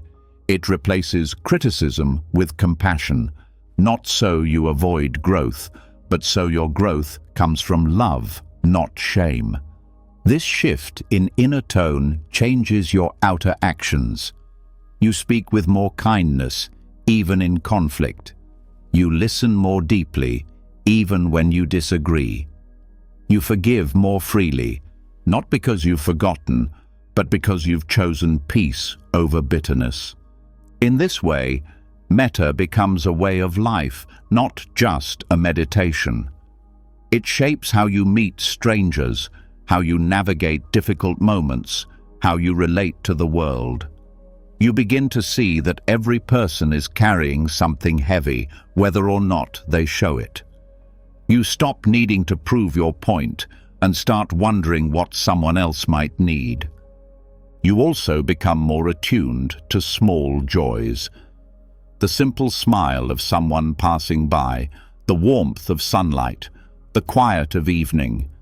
Metta connects you to life in all its forms. It brings reverence to the ordinary. It reminds you that love is not an emotion that comes and goes. It is a quality of presence that you can always choose. There are days when the heart feels closed, when anger, fear, or sorrow make love feel impossible. Those are not failures. They are opportunities. Metta is not about forcing yourself to feel something you don't. It's about choosing to return gently over and over to the intention of care, even when the feeling isn't there, even when the pain is loud. That return, that soft effort, is what transforms. Slowly, without fanfare, the heart opens again. And in that opening, there is space for the full complexity of life, for joy and grief, for hope and disappointment, for connection and loss. Metta does not remove these experiences. It helps you hold them without closing. The surrender in this practice is ongoing. You surrender the need for your love to be seen. You surrender the idea that others must change. You surrender your timeline, your story, your expectations. What remains is presence. What remains is love, undiluted by fear. And in that space, you begin to sense that this love, this intention of goodwill, is not something you create. It's something you return to. It's always been there, covered over by layers of pain, yes, but still intact, still glowing. Metta teaches that underneath all the noise of the world, all the division, all the misunderstanding, there is this shared longing to feel safe, to be held, to be free from suffering. You don't need to agree with someone to wish them well. You don't need to understand them completely. You only need to see them as human, as a being, like you, trying to make their way through an uncertain world.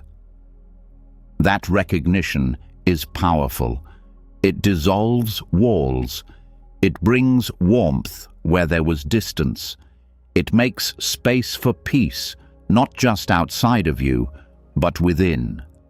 So tonight, let your heart rest, not in what it receives, but in what it offers. Let your love be enough, not because it solves every problem, but because it is your deepest truth. Let it flow out silently, like a stream, toward those you love, toward those you struggle with, and yes, toward yourself. There is no need to get it perfect. There is only the practice, the intention, the steady returning to that quiet inner flame that says, "May all beings be well. May they be free. May I walk this life with love no matter what comes." This is the strength of Metta, not its power to change others, but its power to change you. And that change, rooted in care, grounded in surrender, is the most transformative power of all. As loving kindness expands through the heart, surrender becomes something more than just a private act of compassion. It starts to show up in the details of daily life. In how you move, how you speak, how you respond to the world around you. This shift is subtle but powerful. It isn't loud or dramatic. It's the kind of quiet strength that changes how you live without needing to change where you live or what you do. And from here, the question naturally arises: what would it mean to live without resistance? Not passively, not with resignation, but to meet life with such openness that you stop pushing against it, stop trying to force every moment into your plans. This is where the Buddhist path meets a principle from another ancient wisdom tradition, the Taoist concept of Wu Wei, non-doing or effortless action. At first, non-doing might sound like withdrawal, but it's not. It's the art of moving in harmony with life instead of trying to control it. And when you bring this into the Buddhist view, it becomes a beautiful expression of surrender. Not the kind of surrender that means stepping away from life, but the kind that allows you to move with the current rather than against it. Resistance shows up in so many ways. The way we tense our bodies in traffic, the way we mentally argue with things we can't change, the way we rush through tasks hoping to arrive somewhere better. And all of it is exhausting. The mind tightens, the body follows, and we lose touch with the calm we're constantly seeking. Non-resistance begins with awareness. You start to notice how often you're pushing against what's already happening. The tension is subtle but constant, a low hum of dissatisfaction. It says, "This isn't how it should be." That voice drives urgency, judgment, and conflict. Wu Wei doesn't tell you to like everything, but it invites you to stop adding friction to what already is. This isn't about giving up your preferences. It's about seeing clearly when your preferences are causing suffering. You can still take action. You can still say no. But the action comes from stillness, not from fear. The response comes from clarity, not control. In Buddhist mindfulness, this shows up as allowing. When discomfort arises, the practice isn't to remove it right away, but to notice it fully, to let it be there without trying to escape.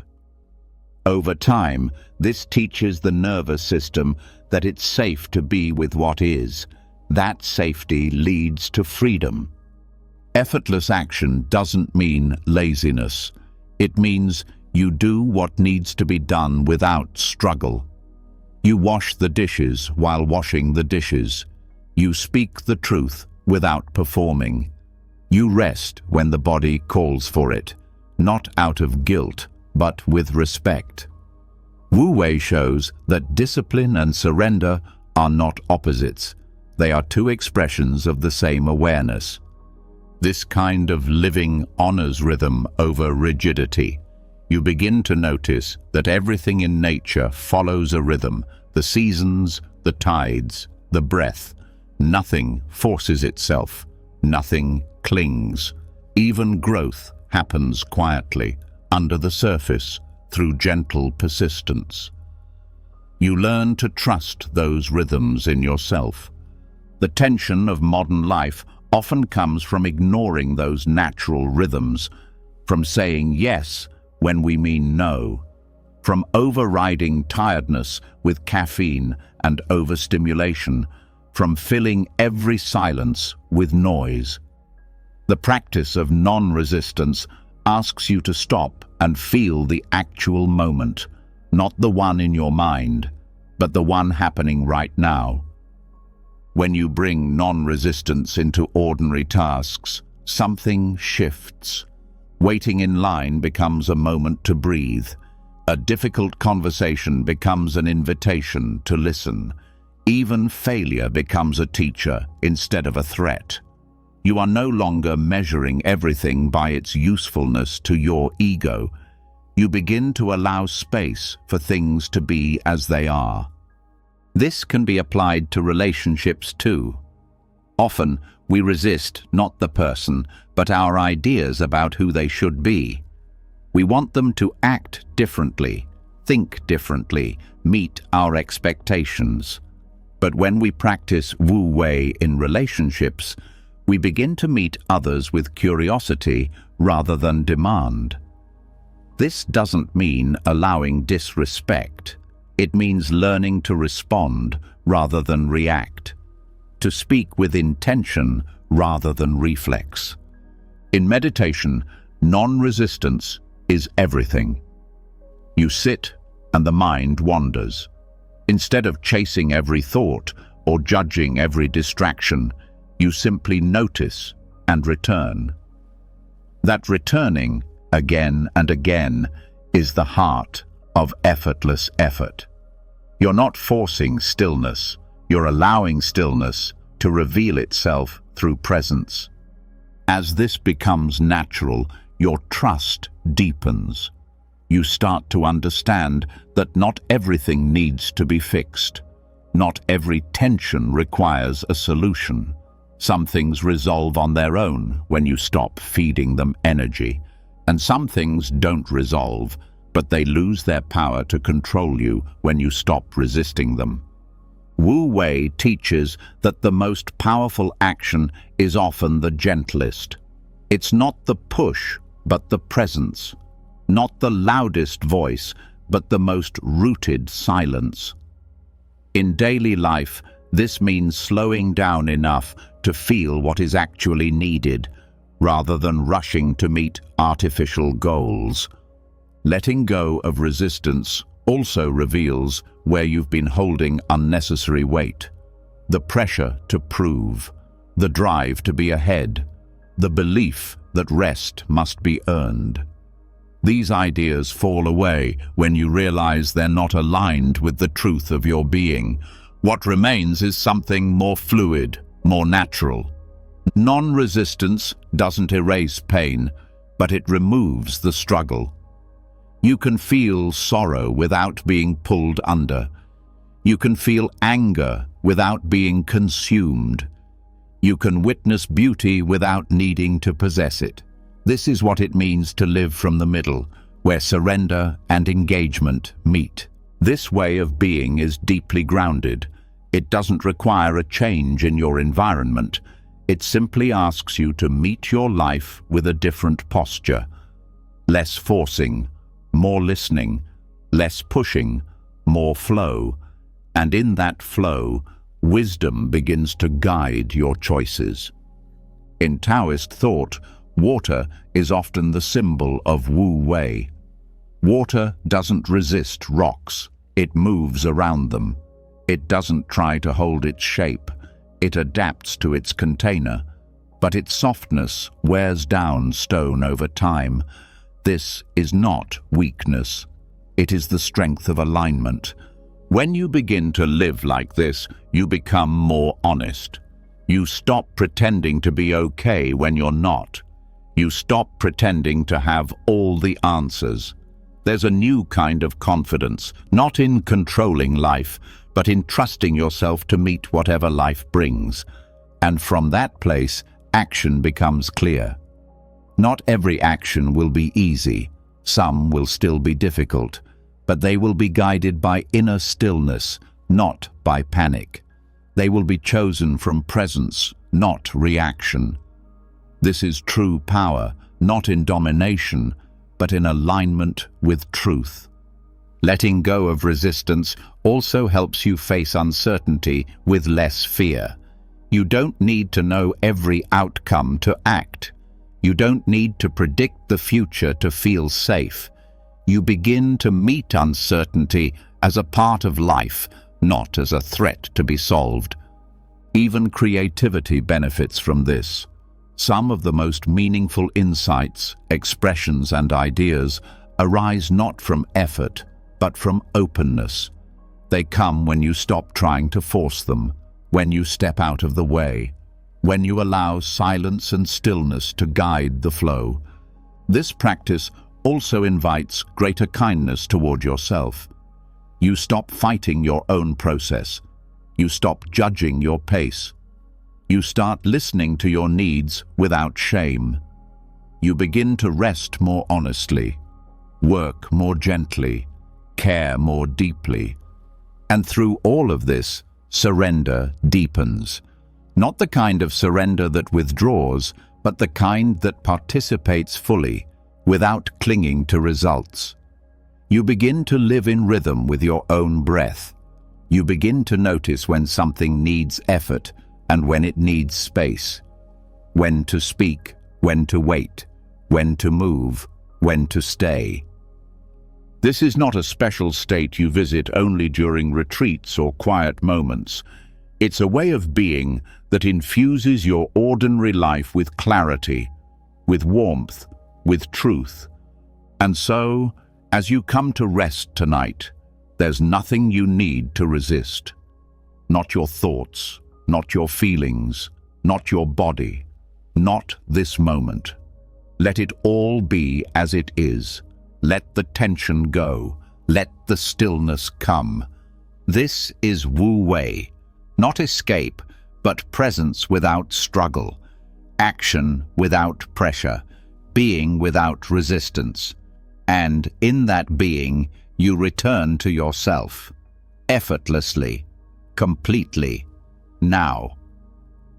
As non-resistance begins to shape your actions, life feels less like a battle and more like a dance, one where you don't need to control every step to move with grace. But even in this flow, the mind still wanders ahead. It starts scanning the horizon for what could go wrong. It jumps ahead of time, building stories and outcomes before they've had a chance to form. This restlessness is subtle, but it's everywhere. It's the quiet voice that says, "What if?" And underneath that voice is anxiety, not about what is, but about what might be. Anxiety lives in the future. It feeds on uncertainty. It thrives in all the unfinished stories and unanswered questions. And no matter how present you try to be, the mind often pulls you into imagined scenarios where you feel unprepared, unprotected, and alone. Buddhism meets this anxiety not with force, but with truth. Not by promising control over what will happen, but by bringing your full awareness to what is happening now. This is the surrender that goes unnoticed by the world. The quiet, inner decision to release your grip on future outcomes.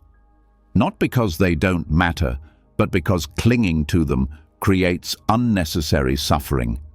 Worry does not prevent difficulty. It only robs you of the strength and clarity you could be using in the present. Mindfulness is the foundation of this shift. It is not a technique to block thoughts or silence fear. It is the practice of turning your full attention to the moment as it is. When the mind begins spinning into the future, mindfulness doesn't argue. It simply calls you back, to breathe, to sensation, to the next step. This returning is not a one-time act. It is a daily, sometimes hourly, discipline, and each time you come back, the grip of anxiety loosens. Fear of the unknown is natural. The problem is not the fear itself. It's the belief that you must solve what hasn't happened yet, that you must think your way to safety. But the future is not a puzzle you can solve. It is a field you enter, one step at a time, with the tools you build in the present. If your attention is tied up in imagined threats, you miss the strength, insight, and clarity that exist right here. Letting go of future outcomes does not mean you stop caring. It means you stop needing guarantees. You can still plan, still take precautions, still set goals, but you do it without the desperate need for everything to unfold according to your design. The more you practice this, the more you see that life unfolds on its own terms, and that your well-being doesn't depend on predicting or controlling every turn. This surrender also frees you from the weight of perfection. Often, anxiety is tied to the fear of failure, the fear of not living up to some imagined version of success. But Buddhism reminds us, there is no final moment of arrival, no perfect future that erases all discomfort. The goal is not to shape the future into something flawless. It is to meet the future, whatever it brings, with presence and trust. That trust doesn't come from certainty. It comes from experience, from all the moments you feared something and still survived, from all the times life surprised you with strength you didn't know you had, from remembering that the mind exaggerates, repeats, and projects, but that your breath, your body, your awareness can bring you back to what's real. The practice of surrendering future outcomes is also a practice of humility. It means admitting that you don't know, that you can't see every detail, that your view is limited, and that's okay. This kind of humility is not weakness. It's the strength to stay grounded even when clarity is missing. It's the willingness to move forward without guarantees. This is especially powerful during transitions, when life is shifting, when answers are not clear, when outcomes are still forming. The old habits will rise, overthinking, second-guessing, bracing for the worst. But now, instead of feeding them, you return to presence.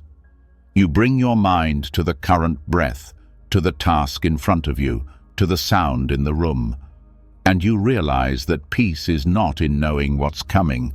It's in knowing that you're here, now, able to meet it. Surrender also helps you respond more wisely to change. Much of our anxiety comes from trying to keep things the same, but everything moves. People change, circumstances shift, life evolves. Resistance to that change creates anxiety.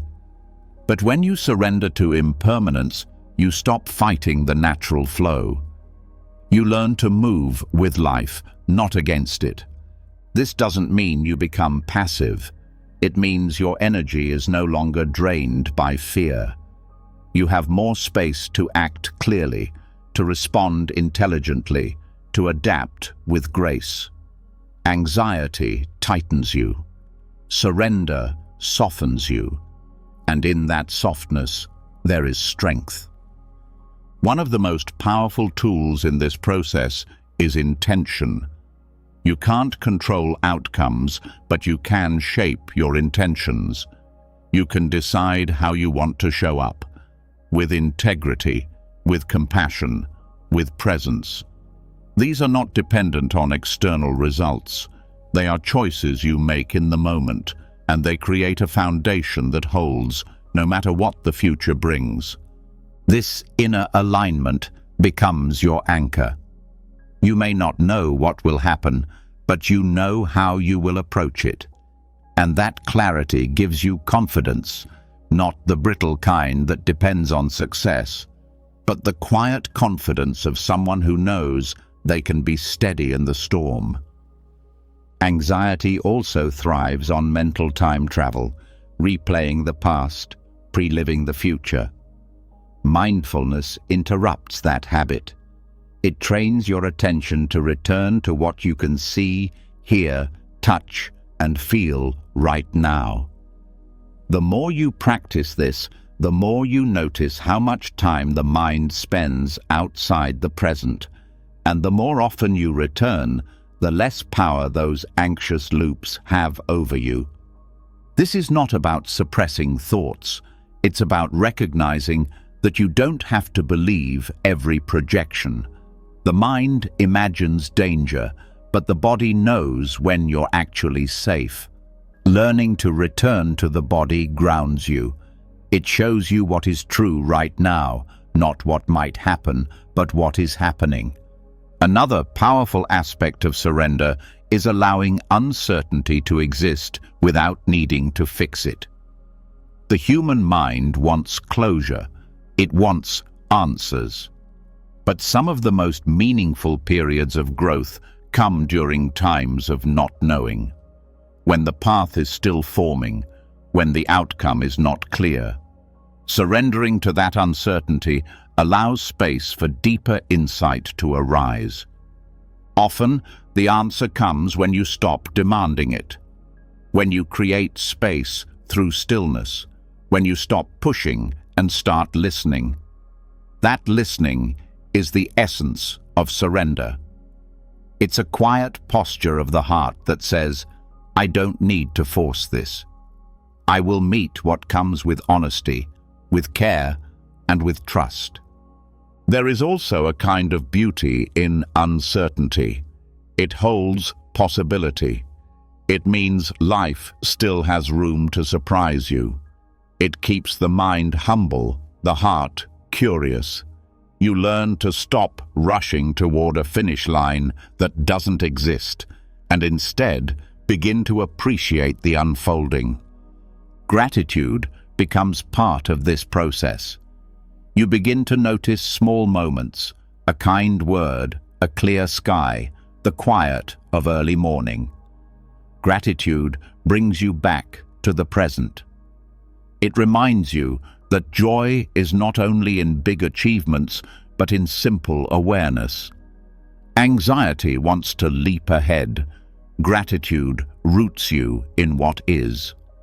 Over time, the practice of surrendering future outcomes becomes a way of life.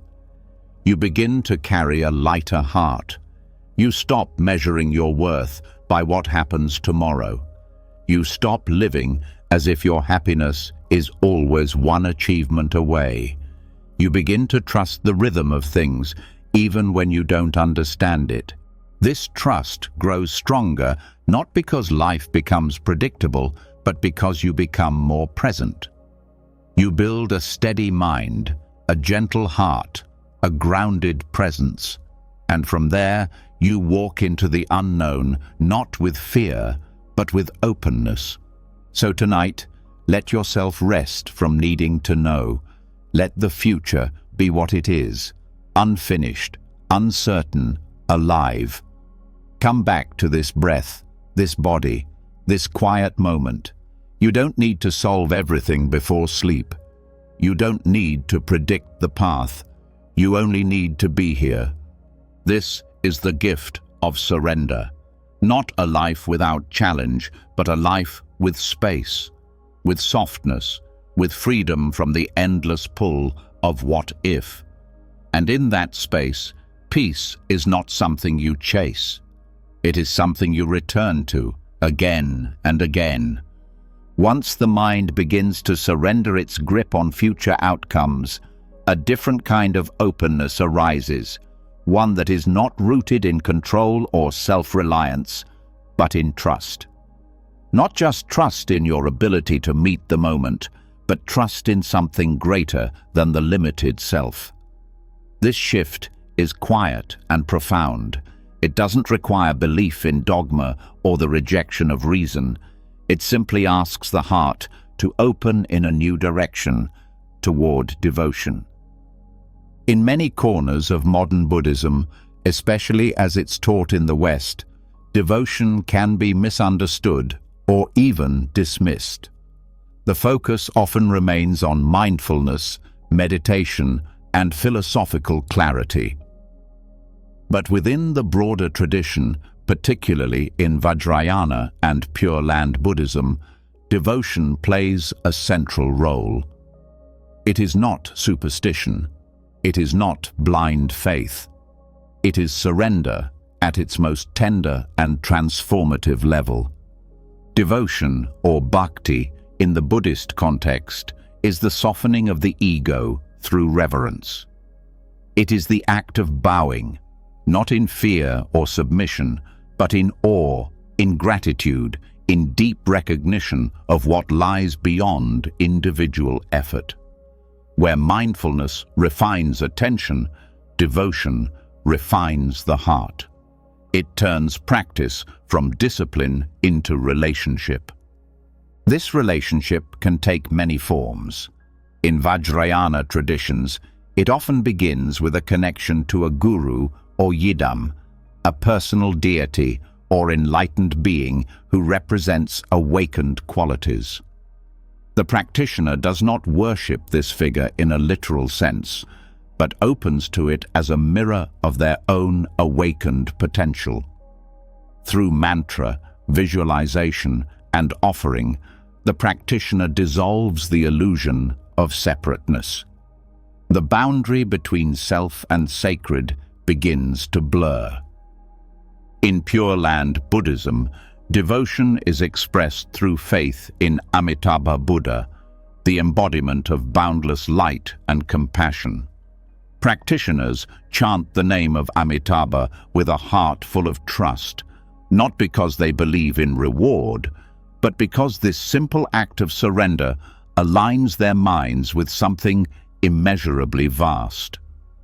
It is not about hoping to be saved. It is about remembering the ever-present nature of awakening. What makes devotional surrender so powerful is its emotional honesty. It allows space for helplessness, for longing, for reverence. These are not weaknesses, they are doorways. The moment you allow yourself to kneel, not physically, but inwardly, you step outside the narrow confines of the self. You allow love to move through you, even when you feel broken, uncertain, or small. In a practice world that often emphasizes independence and internal mastery, devotion offers balance. It reminds us that we are not alone, that awakening is not achieved through force of will, but through connection, humility, and grace. It invites the practitioner to shift from "I must attain" to "I open myself to what already is." This doesn't mean giving up responsibility. Devotion is not dependency. It is active participation in a sacred relationship with the Dharma, with the lineage, with the mystery of life itself. You bring your full self to the path, and then you release the outcome into the hands of something greater. This is a different kind of surrender than the one used to quiet anxiety or let go of control. It is a surrender into intimacy, into awe. For some, this relationship is deeply personal. For others, it is expressed through ritual, chanting, and offerings. These acts are not mere tradition, they are containers for the heart. Lighting incense, prostrating, reciting prayers, these are all ways of saying, "I remember what matters." Not with the mind, but with the body, the breath, the intention. In moments of doubt, when mindfulness feels dry or effort feels strained, devotion can carry the practitioner forward. It reminds you that you do not have to feel perfect to belong to this path. You do not have to clear every doubt to feel worthy of love. The very act of turning toward the sacred, even with trembling hands, is enough.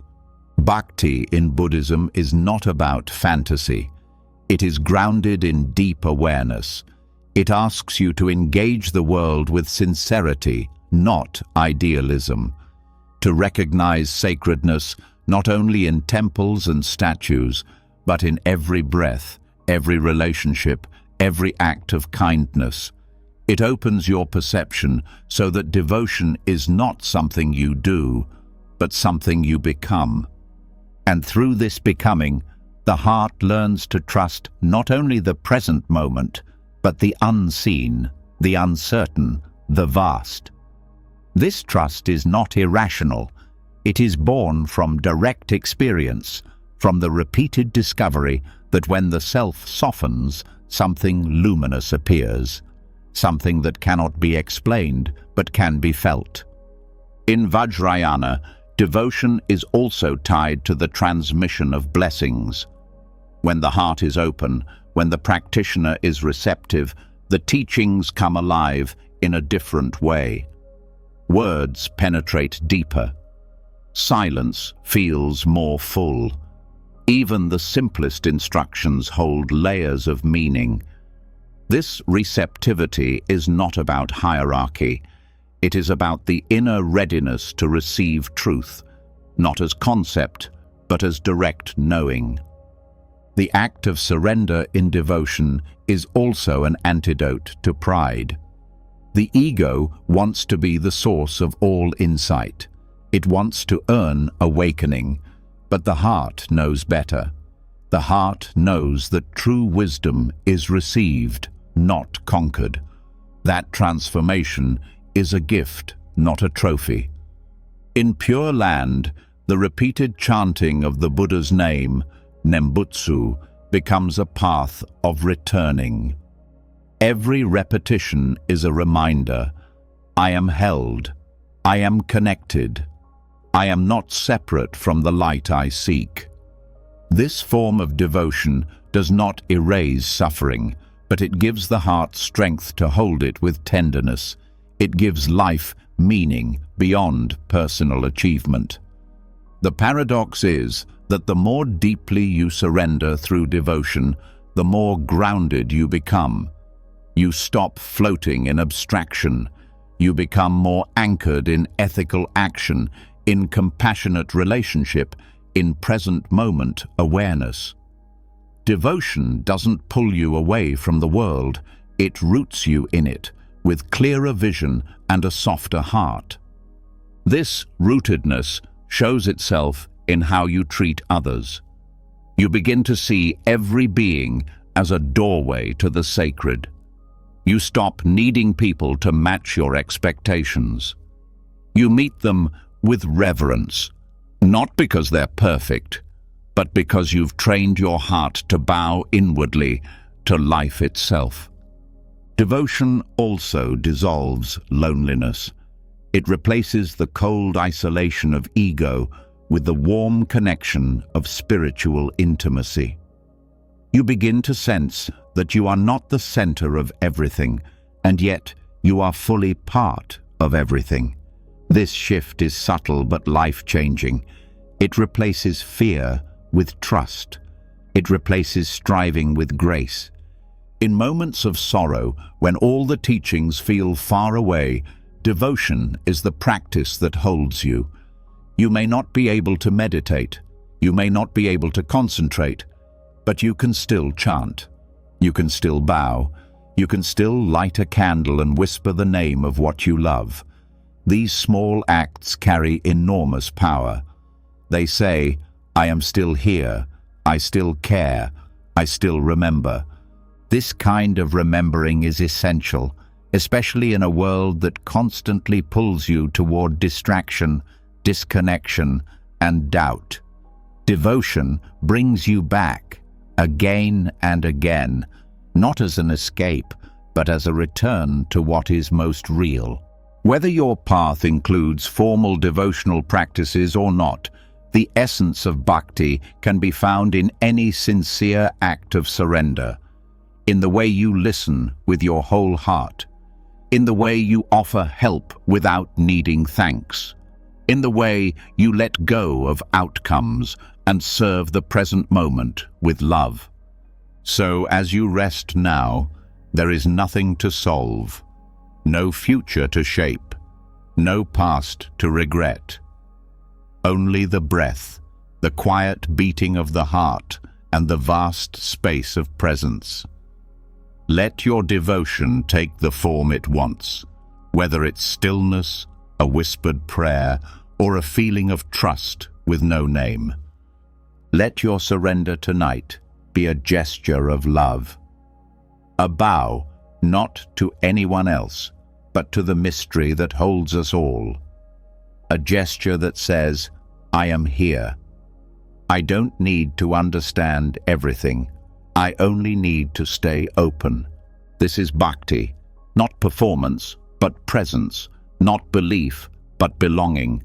And it lives quietly, patiently, inside every breath you take. Devotion opens the heart in ways that no argument ever can. It brings you to your knees, not out of weakness, but through reverence. A soft reverence for life, for truth, for something larger than your personal narrative.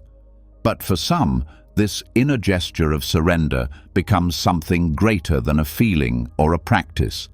It becomes a life path, a path where surrender is not only internal, but also external, where even the structures of everyday life are relinquished, not in rejection, but in devotion to freedom itself. This is the path of monastic renunciation. Monastic life is often misunderstood. From the outside, it can appear as an escape, a retreat from responsibility, a way of avoiding the real world. But within the tradition, renunciation is not about running away. It is about stepping towards something deeper with total clarity. It is a path walked by those who have recognized that true peace does not lie in accumulation or status, that no amount of material comfort can soften the edge of impermanence, that freedom is not something you achieve, it's something you uncover when the distractions fall away. Monastics do not claim superiority. Their robes are not symbols of holiness, but reminders of humility. Every morning they rise, shave their heads, and return to the same basic vows: to live simply, to speak truthfully, to cause no harm, to walk the path with discipline and compassion. These vows are not just moral boundaries, they are structures that hold space for the inner work to flourish. Without the demands of ownership, competition, or reputation, the mind has fewer places to hide. Renunciation begins with the outer form, leaving behind the household life, relinquishing possessions, abstaining from sensual excess. But the real renunciation is internal. It is the gradual letting go of identity, ambition, and the illusion of control.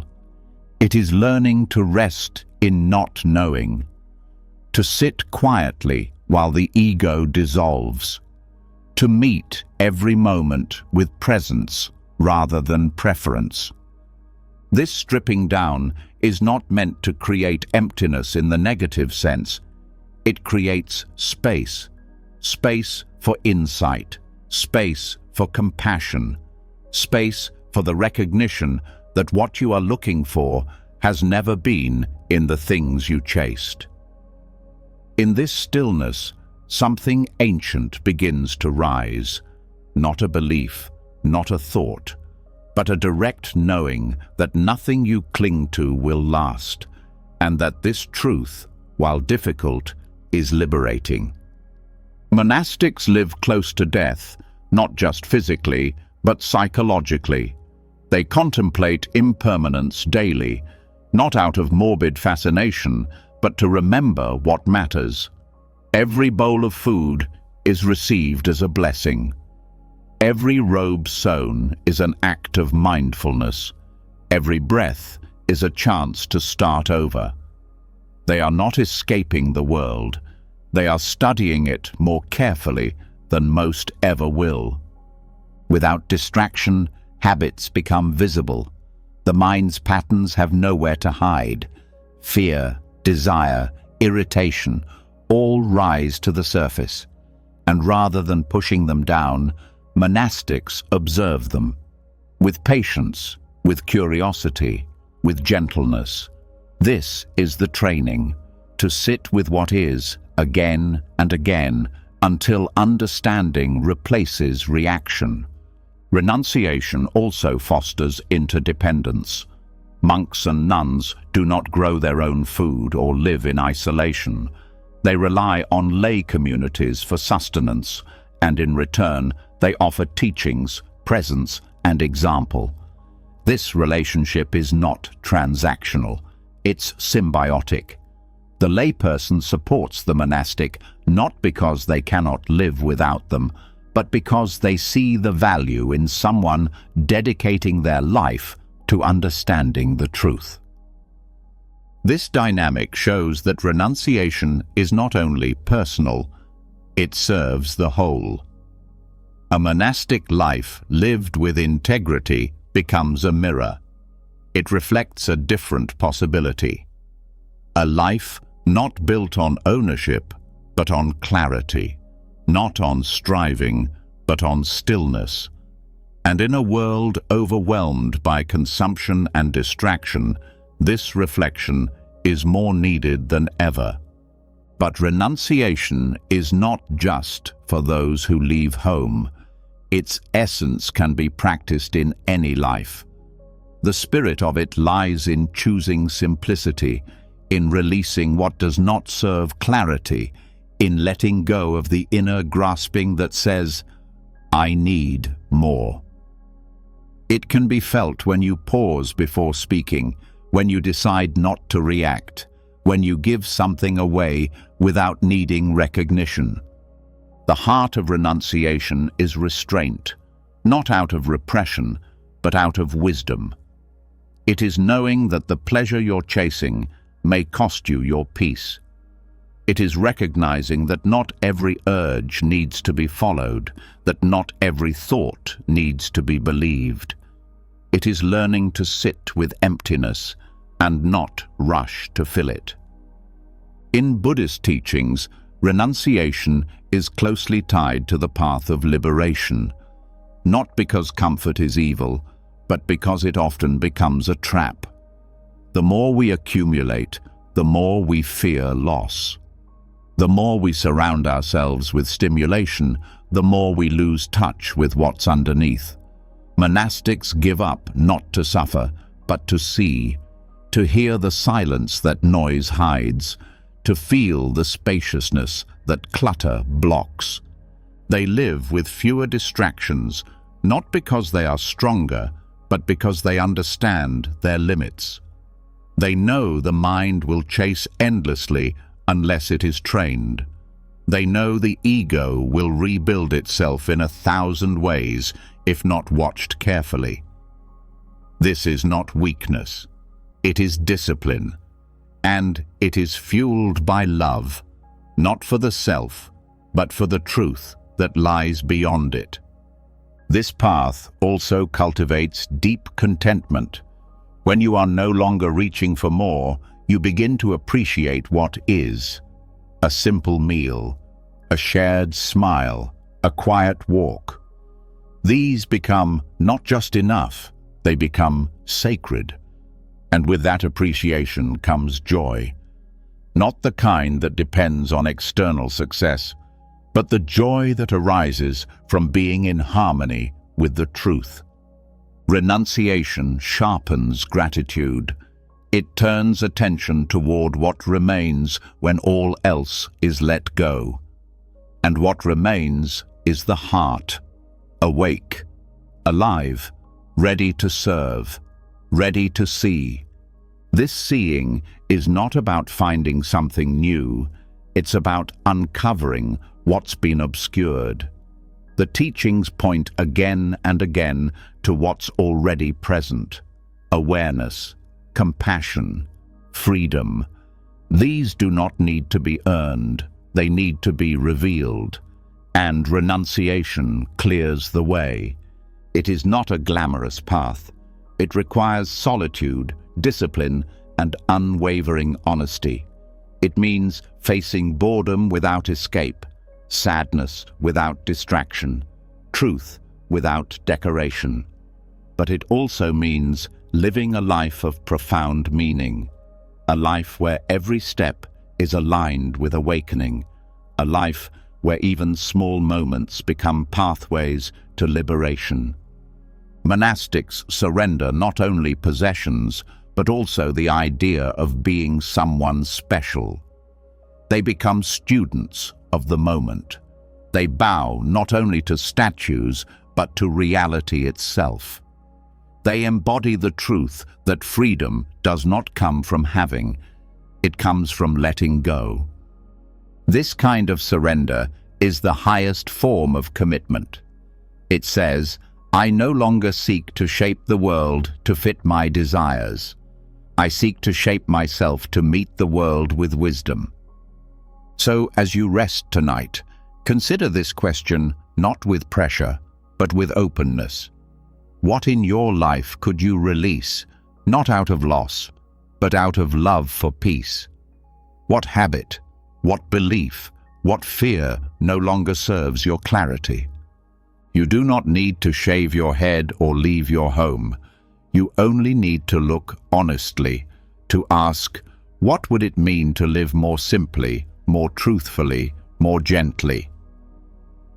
And from that place of sincerity, surrender becomes not a sacrifice, but a return, not an end, but a beginning, a doorway to the freedom that has always been waiting, not ahead, but right here, in the space you create when you let everything else fall away. After exploring the surrender of worldly attachments through the lens of monastic renunciation, a deeper layer begins to reveal itself, one that reaches into the very heart of spiritual longing. When the robes are worn, the possessions are gone, the silence is deep, and the vows are kept, something else rises quietly in the mind, the desire to awaken. And this longing, though noble and rooted in sincerity, carries its own weight. The path begins to ask not only for the release of external things, but for the surrender of even the deepest spiritual ambition. The desire for enlightenment seems pure. It is what brings many to practice, what motivates countless hours of meditation, study, silence, and service. But over time, that desire can become another attachment, a subtler kind, harder to see because it wears the mask of discipline and devotion. Yet it still pulls the mind forward, away from the present, into an imagined future. It still clings to an outcome, and anything clung to becomes a source of suffering. The paradox of the spiritual path is this: the very longing to awaken can obscure the awakening that is already present. The mind, always grasping for a goal, turns realization into a project. It begins to measure progress, compare experiences, question worthiness.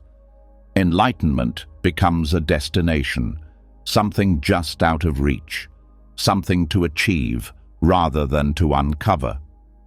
This is not a failure of sincerity. It is simply the way the conditioned mind works. It divides life into now and later, here and there, me and awakening. But true insight does not operate through separation. It arises when the grasping ends, when the need to become is released, when the practitioner stops trying to be anything at all. Letting go of the desire for enlightenment is not the same as giving up the path. It is not resignation. It is clarity. It is the understanding that effort is needed, but craving is not. That you can walk with dedication without reaching forward in desperation. That presence is both the path and the fruit. This shift is quiet.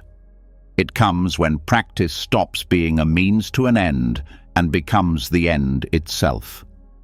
When sitting in meditation is no longer a task, but a way of resting in being. When silence is not something to endure, but something to listen to. When the breath is not a doorway to somewhere else, but the place where life already is.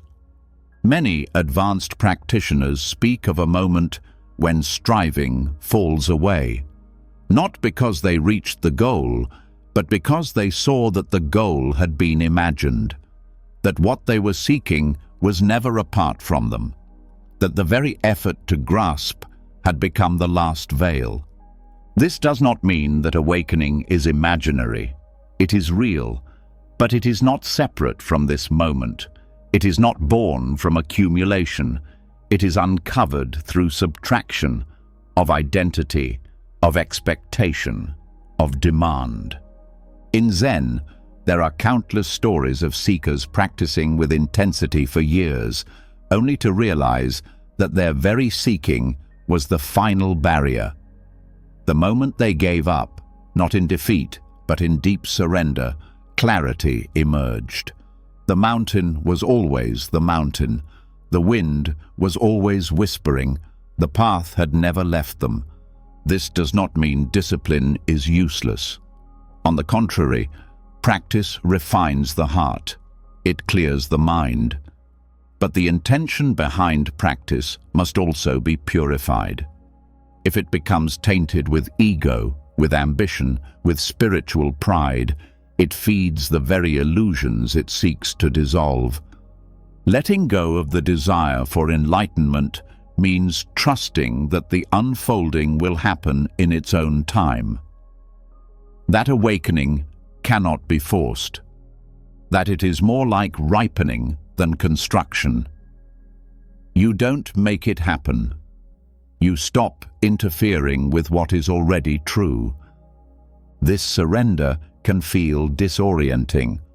The mind wants to cling to progress, to identity, to the role of seeker. But awakening asks for the death of all roles, even the role of one who awakens. Because awareness is not personal, it does not belong to you, it simply is. And when the grasping self fades, what remains is simple and vast.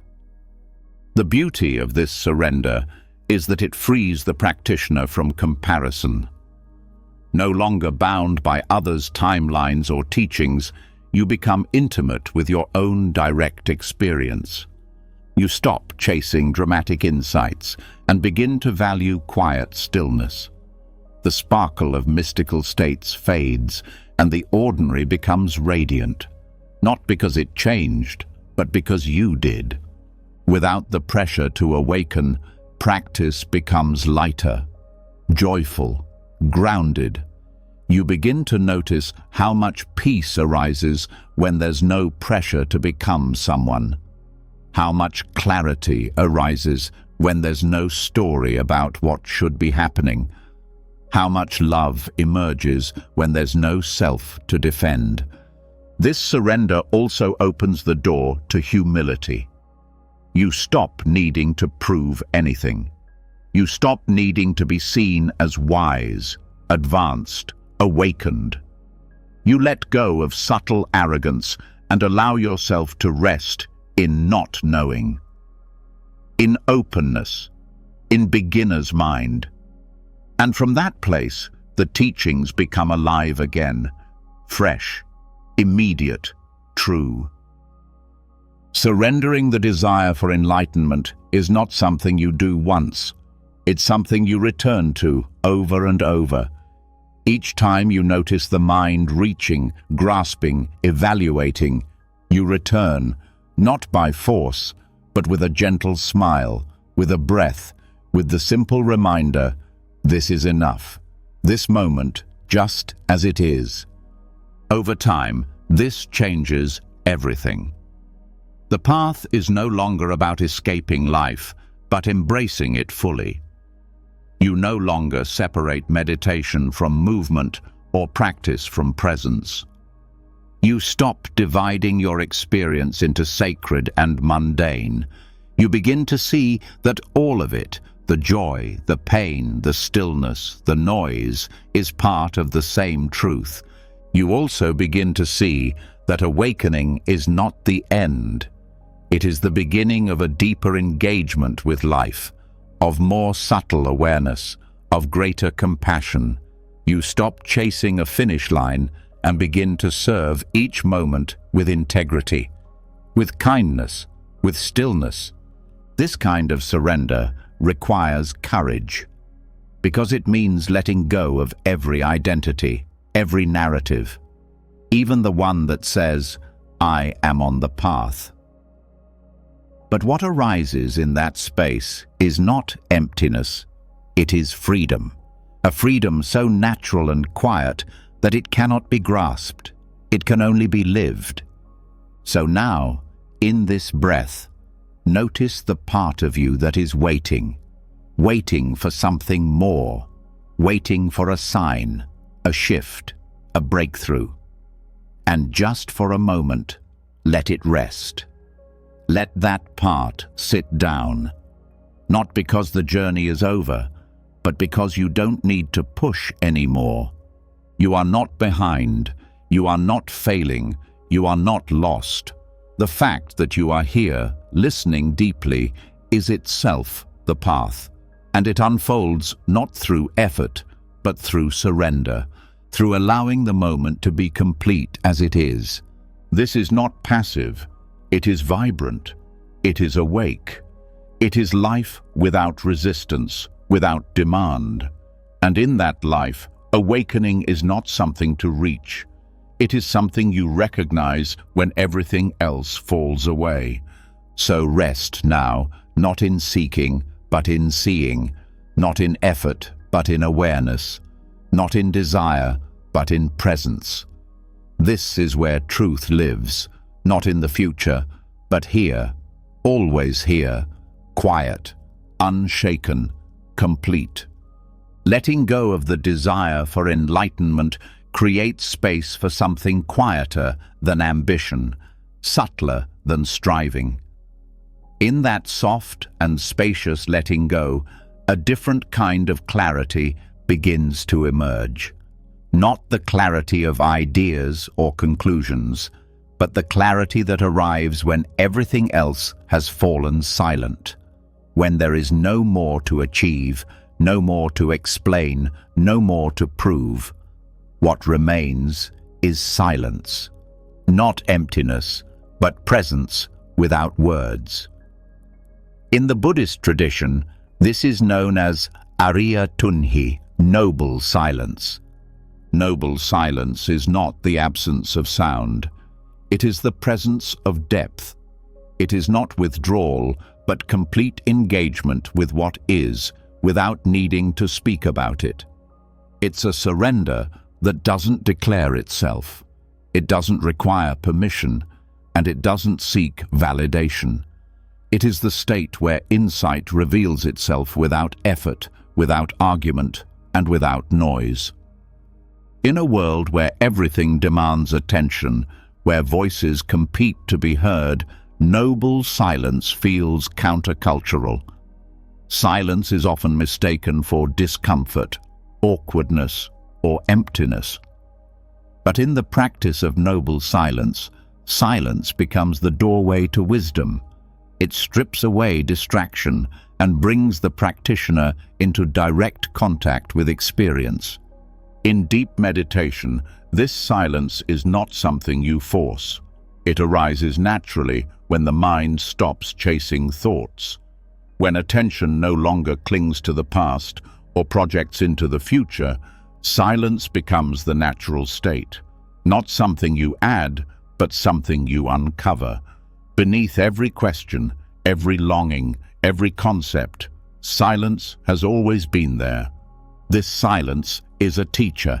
It reveals the restlessness of the mind, the compulsive need to narrate every moment, to explain, to fix, to comment. It shows how often language becomes a way to escape what's actually being felt. Through silence, the practitioner learns to stay, to rest in sensation, in breath, in awareness, without reaching for words to cover it. There is profound honesty in this kind of silence. It does not spin stories. It does not flatter or defend. It does not seek agreement. It simply reflects reality as it is, in all its rawness and beauty. In noble silence, there is no place to hide. And paradoxically, in that exposure, there is great safety, because nothing false needs to be maintained. The Buddha himself often remained silent in response to certain metaphysical questions, not because he didn't know the answers, but because he knew those questions came from the mind's desire to grasp, not from the heart's readiness to see. His silence pointed beyond concepts to direct experience. It was an invitation, not a refusal, an offering of deeper truth. Noble silence is not reserved for formal practice. It can live in the middle of daily life. It arises when you choose not to respond in anger, when you listen without interrupting, when you pause before offering your opinion. These moments of silence are not passive. They are active choices to create space for wisdom rather than reactivity. Silence also becomes powerful in relationship. Often, people speak to fill the space between themselves and others, to assert identity, to manage discomfort, to avoid vulnerability. But when silence is held with presence, it becomes connective. It says, "I am here with you," without needing to change or impress you. This kind of silence fosters real intimacy. It also becomes a form of compassion. Sometimes, the most loving thing you can offer someone is your full attention in silence. Not advice, not reassurance, just presence. This presence communicates what no words can. You are not alone. This moment is enough. In retreat settings, silence is often used to deepen practice. For some, it is challenging at first. The mind rebels, the body fidgets, the urge to speak arises. But over time, a different rhythm takes hold. Words lose urgency, thoughts settle. A quiet clarity begins to take shape. In that space, insights arise, not because they are summoned, but because the usual noise has stopped long enough for truth to emerge. Noble silence also reveals the nature of impermanence. You begin to observe sensations rising and passing away, thoughts coming and going, emotions blooming and dissolving. Without the distraction of speech, these patterns become clear, and through this clarity, attachment begins to weaken. In silence, you start to hear what is usually missed: the sound of breath, the beating of the heart, the texture of presence. You notice how much of your internal dialogue is commentary rather than reality. You see how often the mind turns experience into narrative, and in this seeing, something loosens. You stop needing to tell the story. You begin to rest in the experience itself. This silence is not indifferent. It is infused with awareness, with care, with depth. It holds space for grief, for joy, for uncertainty. It does not rush to fix or label. It allows life to be what it is, and in that, allowing, insight deepens. Noble silence also becomes a practice of humility. Speaking often comes from the belief that you must be the one to explain, to teach, to correct. Silence says, maybe truth is deeper than what I can say. Maybe wisdom arises not through expression, but through stillness. This is not silence out of weakness. It is silence out of reverence. There is also discipline in this silence. It requires awareness to choose not to speak when speaking would be easy, to hold your tongue when words would create more confusion, to resist the urge to fill space for the sake of being heard. Each time you choose silence from this place, the mind becomes sharper, the heart more open. This practice is not about silence for silence's sake. It is about creating the conditions for truth to arise naturally, without manipulation, without pressure. It is about trusting that insight does not always need to be found through thought, but through presence. There is also surrender here. Surrender of the self that always wants to be known, understood, validated. In silence, you let that self fall away. You stop trying to explain who you are. You simply are. And in that being, you begin to glimpse what lies beyond personality, beyond history, beyond narrative. This glimpse is not dramatic. It is often subtle, like the stillness at the bottom of a breath. But in that stillness, a different kind of knowing begins to unfold. A knowing that doesn't require words, but lives in the bones, in the breath, in the quiet of being. Over time, noble silence reshapes your relationship with speech. You begin to speak less, but with more intention. You say what is true, what is needed, and nothing more. Your words carry weight because they come from clarity. Your presence becomes fuller because it is no longer scattered across endless noise. You also become more comfortable with uncertainty, with not needing to fill every gap, with not needing to be right. Silence teaches patience, it teaches restraint, it teaches the profound wisdom of waiting for the right moment, and sometimes of letting the moment pass without words at all. So as you sit now, let silence hold you. Let it settle around you like water. Let the thoughts rise and fall without commentary. Let the body rest without demand. Let the breath guide you back, gently, quietly, again and again. This silence is not empty. It is full of life. It is not avoidance. It is attention in its purest form. It does not ask for anything. It offers everything. Let this be the practice, not trying to get somewhere, but resting in what is already here. Not speaking your truth, but listening for it. Not filling the space, but honoring it. In this silence, there is nothing to fix, nothing to chase, nothing to prove. Only this breath, only this awareness, only this deep and sacred surrender. As silence deepens, a kind of inner steadiness begins to emerge. You stop relying on noise to feel real. You stop needing every thought to be spoken, every experience to be named. In this stillness, a question often arises, not loudly, but gently, from the heart. What holds me here? What allows me to keep walking this path with no guarantee, no map, no fixed destination? The answer isn't certainty. It isn't clarity in the way the mind usually demands. What sustains this journey is something far more quiet and essential: faith.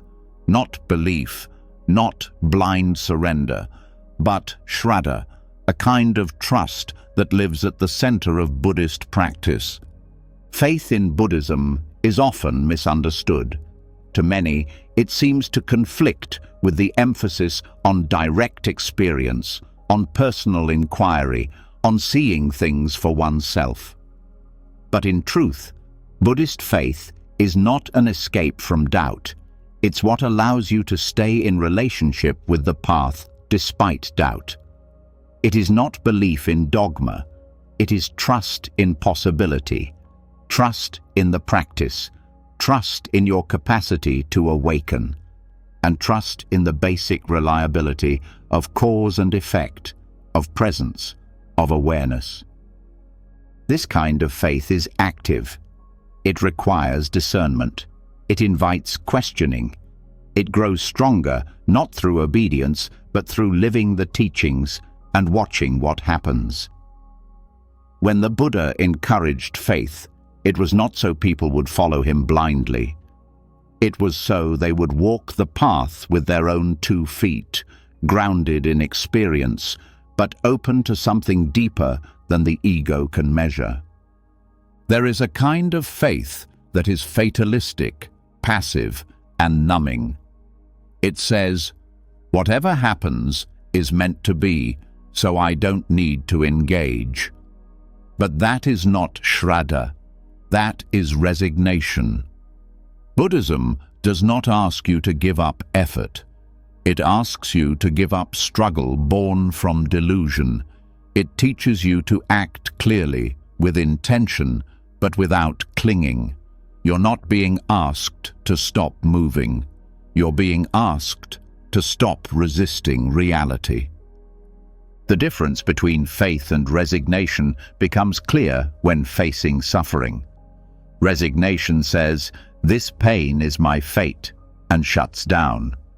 Faith says, "This pain is part of the path, and I can meet it with wisdom." Resignation collapses into powerlessness. Faith stands up with gentleness and says, "Even now, I trust that something meaningful can emerge." This trust doesn't deny pain, it includes it. It lets suffering be part of the journey without letting it define the whole. Shraddha is the voice inside that says, even when I do not know where this leads, I can keep taking the next step. It's the willingness to stay open in uncertainty, to commit to truth even when comfort is not guaranteed. In the early teachings, faith is described as the first spark that inspires one to walk the path.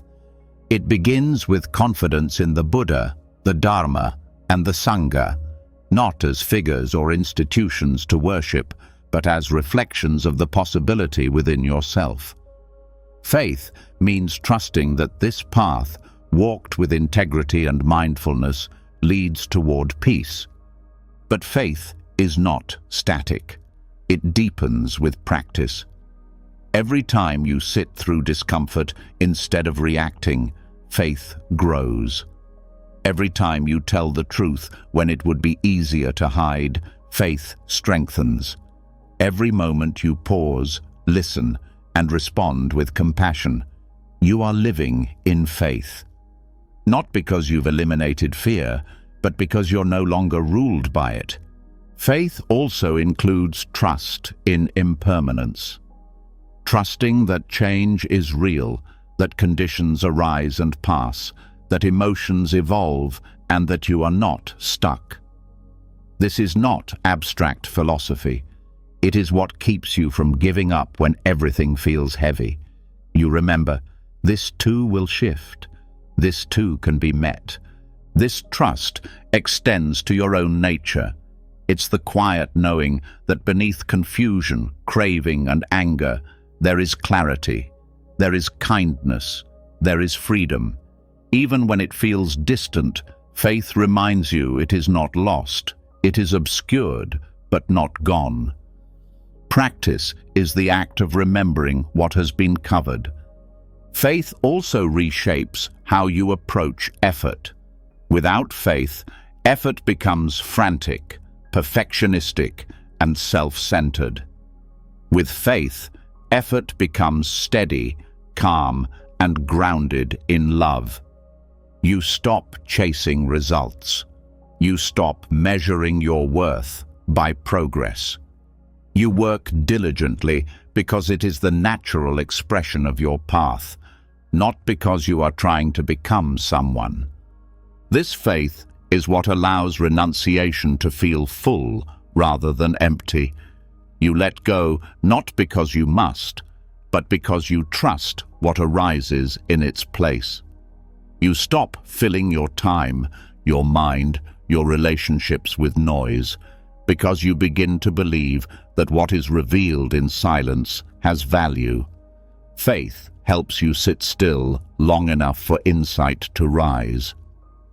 Even in community, faith plays a central role. You begin to trust that others too are walking this path with sincerity, that even when others falter, their deepest nature is not lost. Faith keeps your heart open in the face of conflict. It allows forgiveness to bloom. It reminds you that no one is beyond transformation, not even yourself. Faith does not guarantee comfort. In fact, it often leads you straight into discomfort, into the fire of truth. But it is what keeps you from turning away, what keeps you bowing, returning, breathing, staying, what keeps you grounded when the mind wants to escape. This is why surrender is not passive. It is not giving up.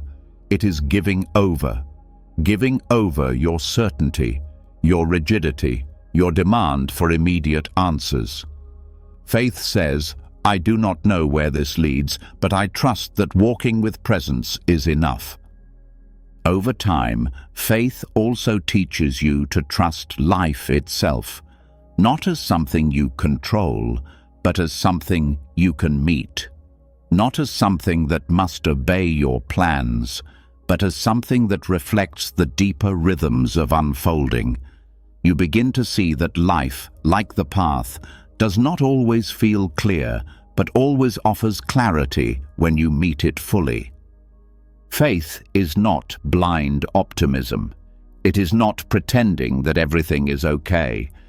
It is the ability to stay connected to what matters even when things are not okay.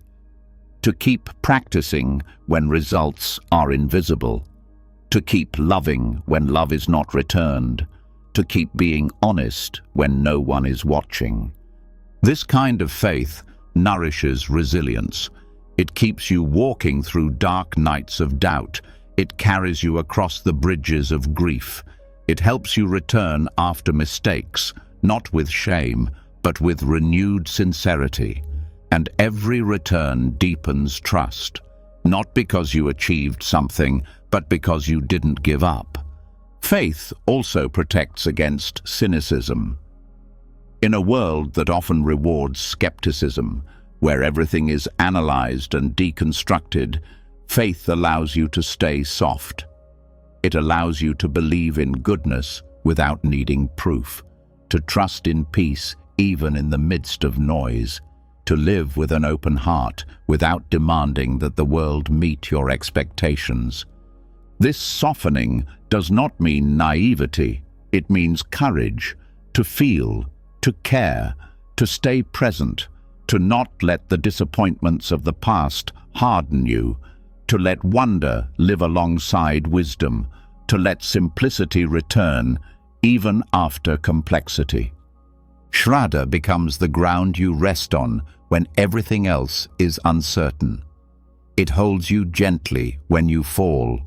It lifts you quietly when you rise. It reminds you that you are not alone on this path, that countless beings have walked it before you, and countless more are walking it now. So now, let this moment be a reflection of that trust. Let the breath be enough. Let the body rest. Let the mind stop striving to understand everything. You don't need to grasp the whole path tonight. You only need to be here. This presence is itself an act of faith. The willingness to stop doing, to stop fixing, to stop performing, and simply remain. In that remaining, something pure and quiet begins to speak. It says, not in words, but in feeling. You are held. You are capable. Keep going. Keep breathing. Keep being. This is what Buddhist trust really means. Not a promise of ease, but a path of depth. Not perfection, but participation. Not escape, but presence. Not passive waiting, but active, courageous surrender. And in this surrender, faith doesn't take you away from life. It brings you deeper into it, fully, freely.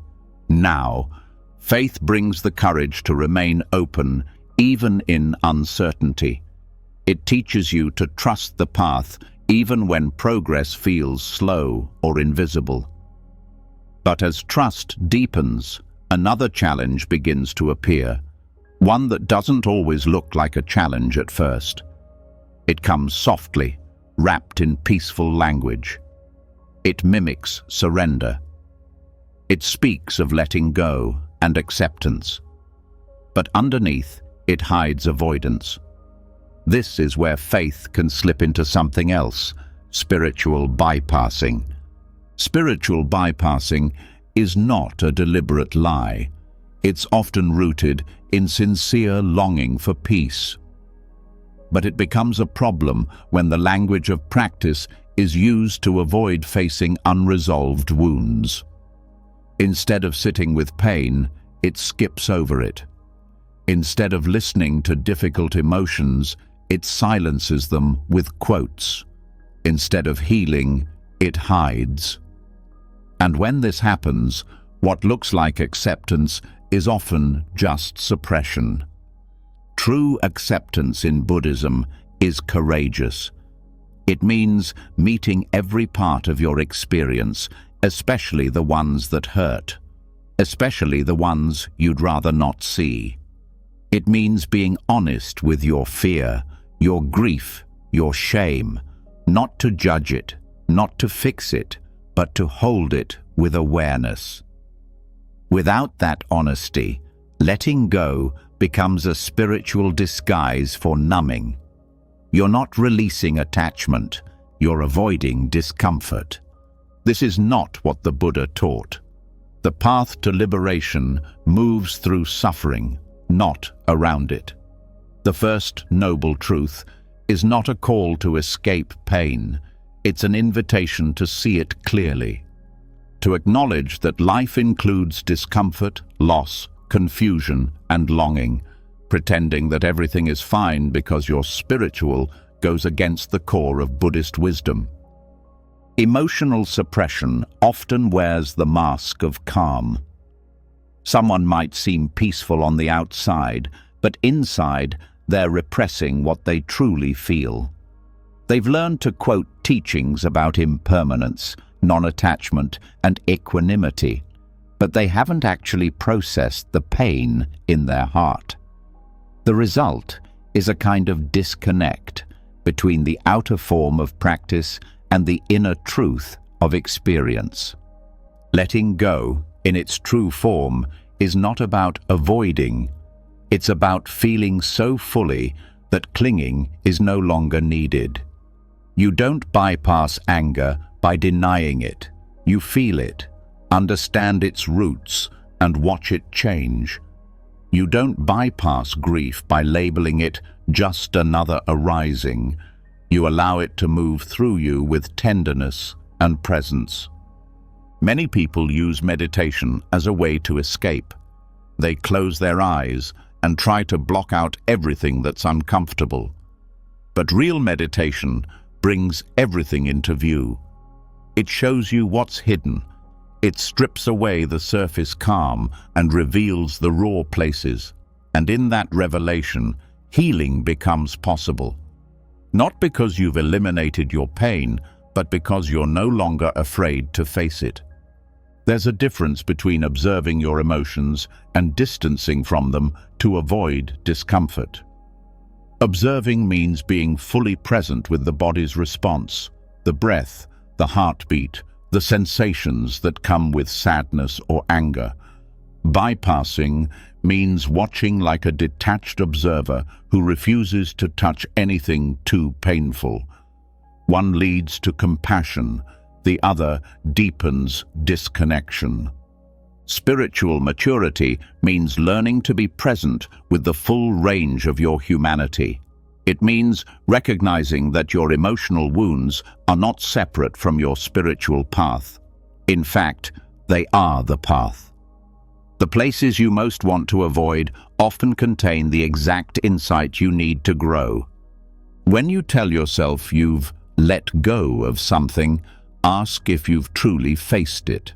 Not just mentally, but emotionally. Have you allowed your body to feel it? Have you cried when your heart was broken? Have you admitted when you felt powerless, ashamed, or angry? If not, letting go might just be pushing down. And what's pushed down doesn't disappear. It waits. It shows up later in relationships, in habits, in tension, in confusion. The Dharma is not meant to silence your truth. It's meant to illuminate it.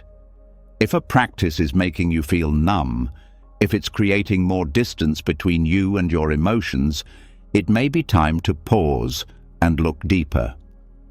Are you using the teachings to support healing or to avoid it? True acceptance begins with honesty.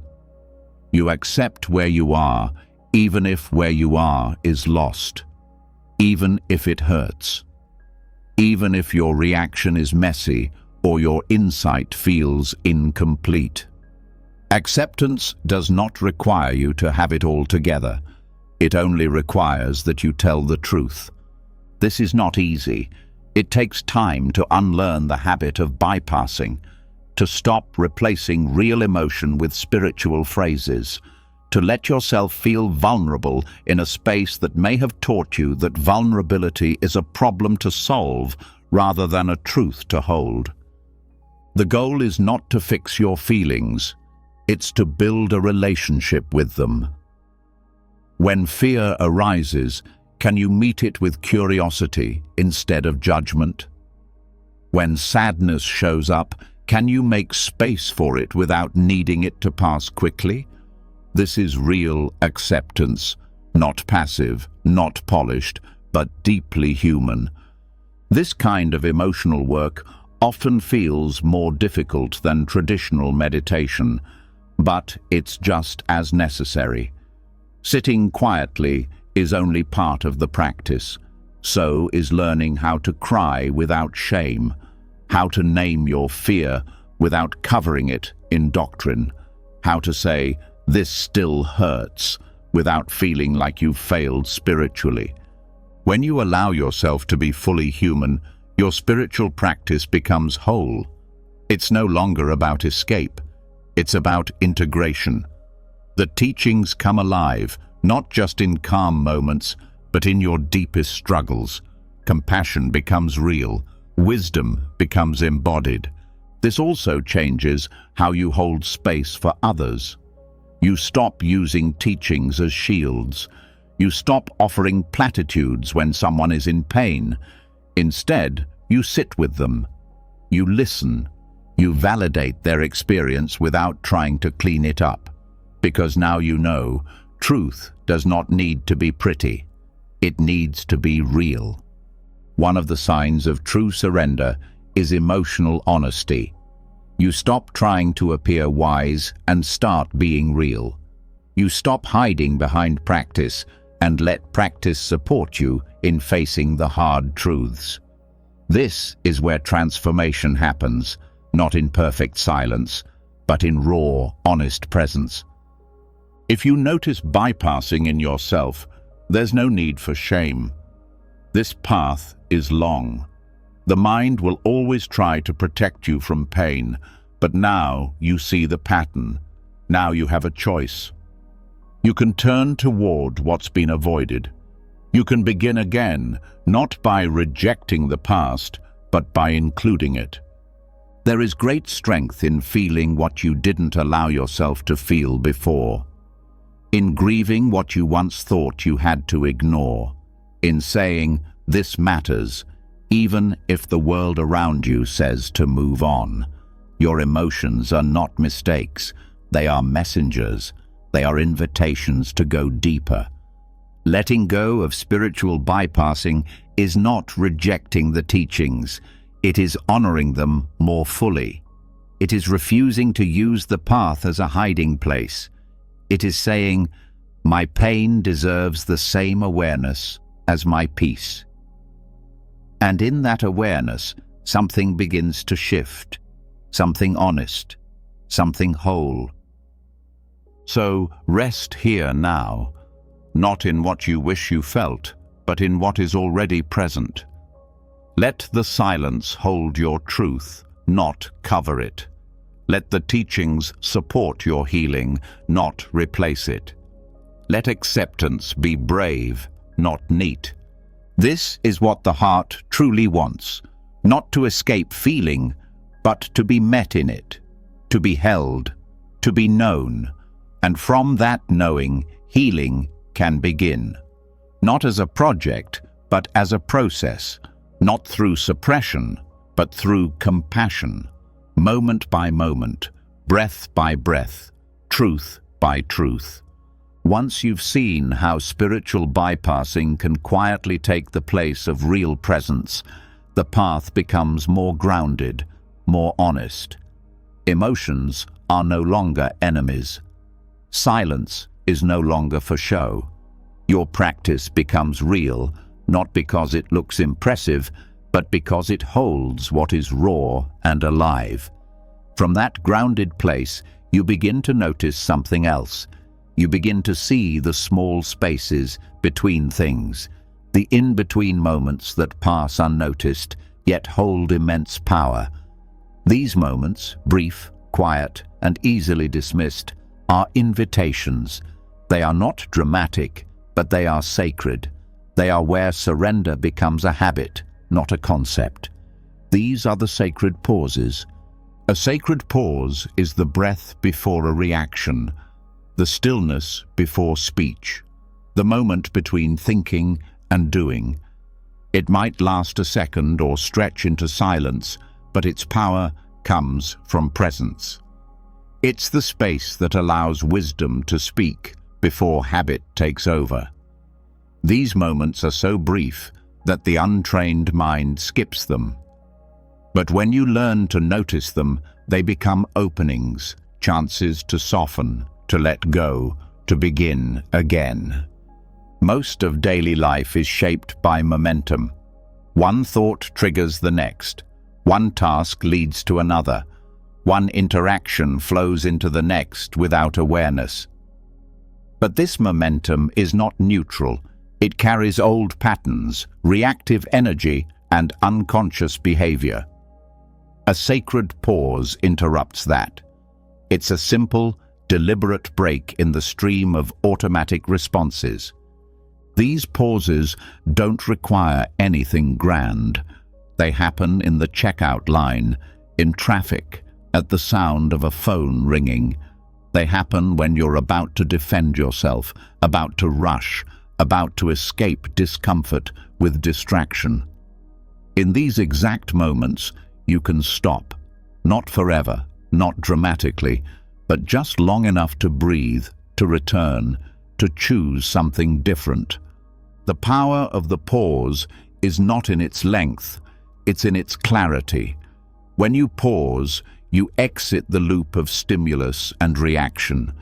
You see more clearly what's moving inside you. You notice the tightness in the body, the pattern of thought, the impulse to speak or withdraw. You don't judge it, you don't analyze it, you just witness it. And in that witnessing, something opens. This opening is where surrender lives. not in big spiritual moments, but in these micro decisions. You feel anger rising, and instead of acting, you pause. You let it pass through like a wave, and in that brief stillness, your response softens. Or you notice the urge to check your phone out of boredom, and instead of reacting, you stay with the boredom. You feel its shape, its edge, its energy, and in that presence, something shifts. These micro-surrenders are not passive. They are powerful choices. To stay instead of escape. To breathe instead of brace. To feel instead of numb. They are the moments that reshape your inner life. Not by force, but by attention. In mindfulness practice, these pauses train the mind to let go of control. They show you that not every impulse needs to be followed, not every emotion needs to be expressed, not every thought needs to be believed. And in the letting go of each small thing, freedom grows. Even speech can be transformed through the sacred pause. Before answering a question, you pause. Before offering advice, you pause. Before saying something you might regret, you pause. These pauses do not create hesitation, they create precision. You speak more clearly, more truthfully, more kindly. You stop using words to control and begin using them to connect. The body also speaks during these moments. In a pause, you may notice tension in your shoulders, tightness in the chest, or restlessness in the legs. Instead of ignoring these signals, you meet them. You breathe into them. You allow them. This brings the body into the practice, reminding you that surrender is not just a mental activity. It is physical, emotional, whole. You may also find that pausing reveals grief, fear, or fatigue that was being buried beneath action. Instead of pushing through, you stop. You acknowledge the truth of what you feel. Even if you can't solve it right away, the act of witnessing it without running brings relief. It brings respect. You are no longer overriding yourself. You are meeting life as it is. These interstitial moments are often missed because the mind is conditioned to look for bigger, louder events. But wisdom is quiet. It moves between breaths, between gestures, between thoughts. When you learn to value these spaces, your life changes. Not outwardly, but inwardly. You become less reactive, more rooted, less scattered, more centered. Pausing also helps break habitual cycles. Emotional patterns often follow predictable scripts. Stress leads to rushing. Sadness leads to withdrawal. Boredom leads to stimulation. But a pause interrupts the script. It invites you to feel instead of flee, to respond instead of react. And over time, those scripts lose their hold. This is especially helpful in relationships. Conflict often escalates because no one pauses. Everyone is speaking, defending, projecting. But one conscious breath can shift the entire dynamic. One person choosing to pause can create the space for empathy, for listening, for peace. The sacred pause also deepens gratitude.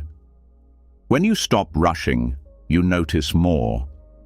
The sound of wind through trees, the warmth of a cup of tea, the tone of a friend's voice. Life becomes less of a blur and more of a presence. You start to see that beauty does not live in events, it lives in attention. You don't need to retreat from the world to access this. You just need to slow down enough to catch the moment before it passes, to listen to the silence behind the noise, to trust that pausing is not wasting time, it is reclaiming it. The practice of pausing is also a way to come back to integrity. When you notice you're out of alignment, rushed, irritable, distracted, you pause. You don't judge. You don't spiral. You simply notice. And in that noticing, you reset. You begin again. These moments become your compass. They help you remember who you are when the mind forgets. They help you return to your values when emotion clouds your view. They help you stay grounded when the world pulls you in every direction. Even endings and beginnings benefit from this. Before closing your laptop, you pause. Before entering your home, you pause. Before starting your next task, you pause. These tiny acts honor transitions. They mark your life with presence. They remind you that every action, no matter how small, can be sacred. The pause is where the sacred enters the ordinary. It is where the spiritual becomes embodied. It is where intention replaces habit. It is where clarity meets compassion. Letting surrender become your practice doesn't mean waiting for dramatic breakthroughs. It means opening to these small moments again and again until they change how you move, how you speak, how you live. So now, rest in one of these sacred pauses. Let this moment be enough. Let your breath guide you back, not to do something, but to feel, not to escape, but to arrive. There is nowhere else you need to be. This is where surrender lives, not in the future, not in theory, but here, in the space between, in the breath before the next thing, in the stillness that reveals what matters most. And every time you remember that, you return, quietly, fully, now. When you begin to honor the sacred pause, you notice that what happens between your actions often carries more weight than the actions themselves. You no longer rush past moments. You allow stillness to shape your attention, and as you become more aware of these spaces, you begin to see that your relationships, those most complex, beautiful, and challenging human connections, are full of these unnoticed spaces too. Between words, glances, and reactions, there are choices. In those quiet gaps, love is either distorted by attachment or clarified by compassion. These micro-moments are where surrender becomes something not only inward, but shared. Relationships are often where spiritual ideas are tested the most. You can sit alone in meditation and feel deeply at peace. But the moment someone misunderstands you, interrupts you, or fails to meet your emotional needs, that calm can vanish. This doesn't mean you've failed. It means relationships are where deep practice lives, not in the absence of friction, but in the way you meet it. Buddhism does not avoid relationships. It doesn't ask you to remove yourself from the world or suppress your need for connection. Instead, it invites you to bring mindfulness and non-attachment into the way you love, communicate, and respond. It helps you understand that conflict, misunderstanding, and emotional pain are not problems to eliminate, but opportunities to awaken. One of the most important shifts is the understanding that attachment is not the same as love. This is difficult, especially in cultures that equate longing and possession with romance. But in the Dharma, true love is not defined by how tightly you hold someone.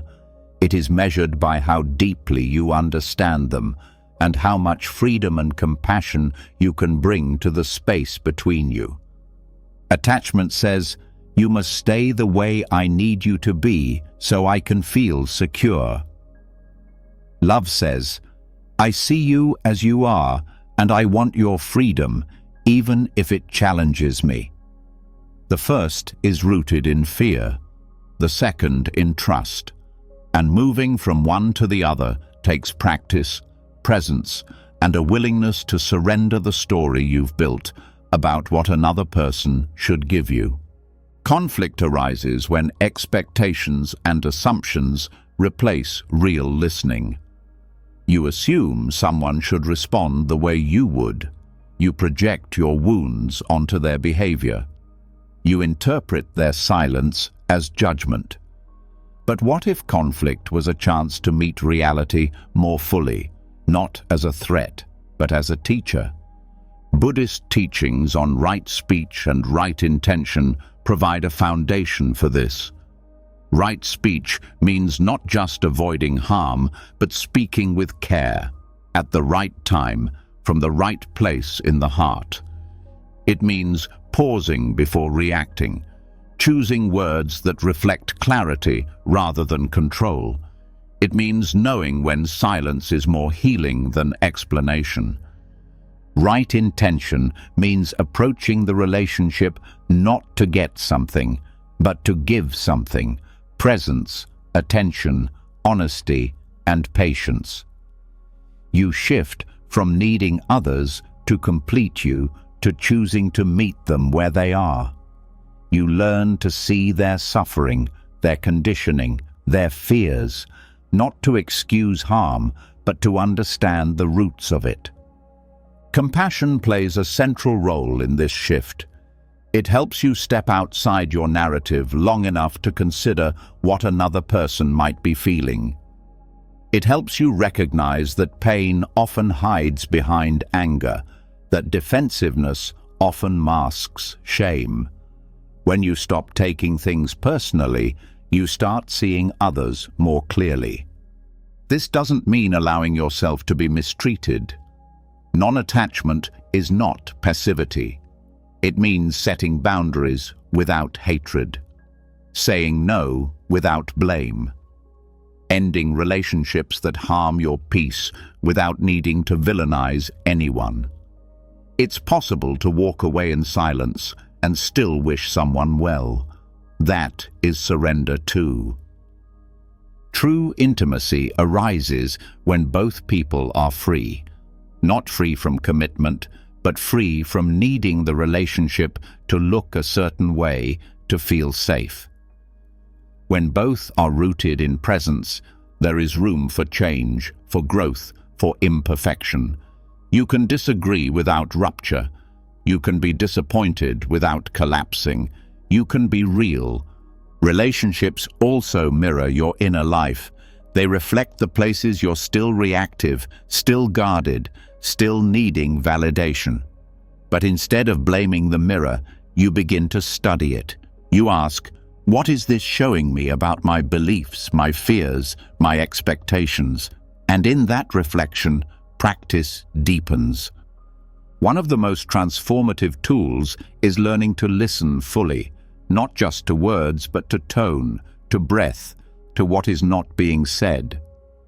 This kind of listening is an act of surrender. You drop your agenda, your need to fix, your readiness to respond. You just receive. And in that receiving, connection is restored. Loving kindness meditation can support this. When you sit with the intention to wish others well, whether they've hurt you, left you, or challenged you, you soften the grip of resentment. You stop needing to be right and start wanting to be free.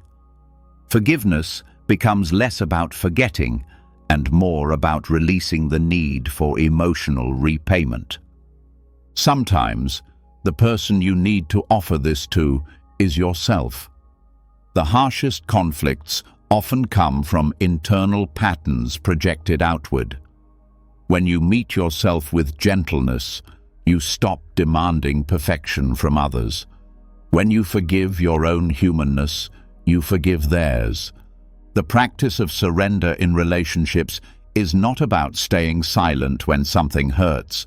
It's about expressing pain without attacking. It's about sharing truth without forcing agreement. It's about remembering that love is not control. It is a field of presence that makes healing possible. Even in moments of rupture, the path remains. You can part ways without bitterness. You can remain kind when someone is unkind. You can let someone go without trying to change their story about you. This is not weakness, it is clarity. Relationships can also become sacred ground for shared practice, sitting together in silence, taking responsibility without shame, learning to return again and again, not to the ideal version of each other, but to the present moment truth. Whether joyful or painful, that return is the essence of connection. There is also surrender in not knowing. You may not understand someone's choices, you may never receive the apology you hoped for, but even here, you can let go of needing closure from the outside. You can offer closure to yourself, not by finishing a story, but by choosing peace within it. Over time, surrender becomes less about the end of conflict and more about the presence you bring into it. You may still get angry, still feel hurt, still speak sharply, but the difference is in your awareness. You catch yourself sooner, you repair with more ease, you love with less grasping. And in all of this, love becomes something more expansive, not a feeling, but a practice, not a dependency, but a devotion to truth. It becomes a space you offer rather than a possession you protect. So let this be the moment you return to that space, where love is not demanded but offered, where silence is not distance but listening, where surrender is not giving up but showing up, fully, honestly, without masks. In the stillness that follows every pause, there is a choice. To meet each other, not with the old story, but with new eyes. To stop repeating the same pain and begin creating new possibility. To hold each other gently, not as possessions, but as fellow travelers walking this difficult, beautiful path. This is the heart of surrender in relationships, not disappearing, not pretending, but being present fully and courageously with whatever is here. And in that presence, love no longer binds, it liberates. As the heart softens in relationships and learns to love without clinging, a deeper strength begins to reveal itself, not the kind that pushes through with force, but the kind that stays with what's difficult without needing to escape. This strength does not draw its power from resistance, but from the willingness to endure with care. It is the quiet resilience of being present through discomfort without shutting down. This is where patience becomes not just a virtue, but a practice of profound spiritual maturity. In the Buddhist tradition, this is known as Kshanti Paramita, the perfection of patience. Kshanti is often misunderstood as waiting quietly, tolerating difficulty, or enduring hardship without complaint. But its true depth is far greater. It is not passive. It is not born from submission or avoidance. It is active presence in the face of challenge. It is a deliberate choice to stay open-hearted when the mind wants to close. It is the acceptance of what is, not with resignation, but with dignity, clarity, and inner peace. Patience, in this sense, is a form of radical acceptance. It is the ability to meet pain, delay, discomfort, or even injustice without losing your stability. It is not about ignoring harm, but about responding to it without hatred. It is not about suppressing emotions, but about creating enough space around them so they don't control your actions. In a world that moves fast, where reactivity is praised and instant gratification is the norm, patience feels unnatural. It asks you to slow down, to breathe through discomfort, to delay judgment. But what it offers is profound. It offers freedom from being ruled by emotion. It offers the strength to carry difficulty without collapsing. It offers the wisdom to wait until clarity arises before acting. There are different layers to Kshanti. One is patience with others, the willingness to hold space for their process, their imperfection, their pain. This does not mean enabling harm. It means not demanding that people move at your pace or meet your needs in ways they cannot.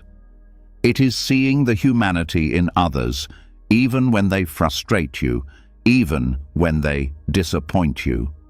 Another layer is patience with circumstances, meeting life as it unfolds, not as you wish it would be. This is especially hard when things feel unfair or slow or unclear.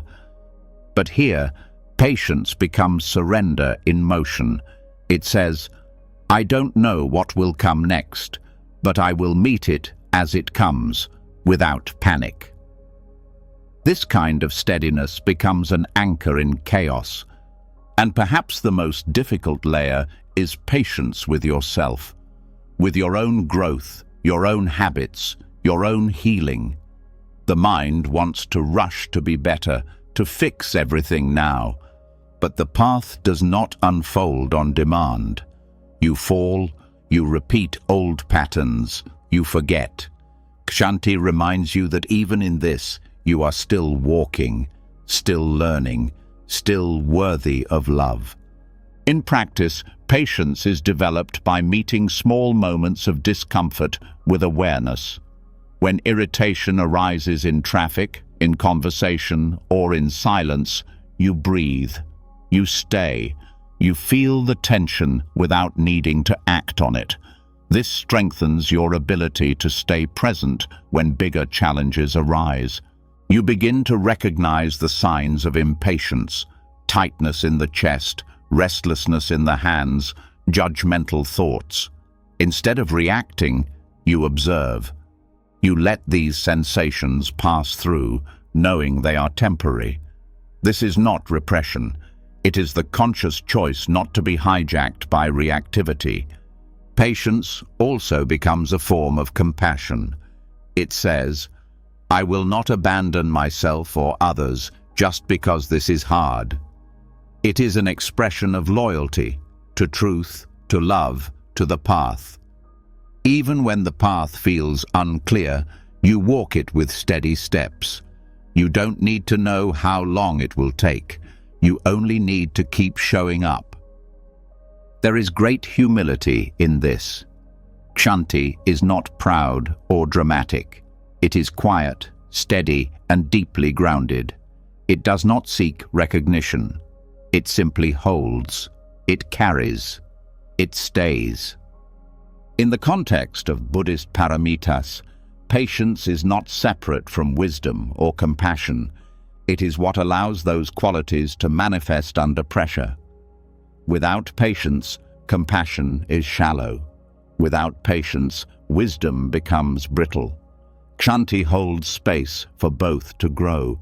This also affects how you handle pain, not just emotional pain, but physical discomfort, mental fatigue, and spiritual doubt. Instead of fighting these states, you learn to meet them with curiosity. You listen. You ask what they are teaching. Often, what feels unbearable softens when it is no longer resisted. Kshanti does not mean you like everything that happens. It means you meet everything that happens with full presence.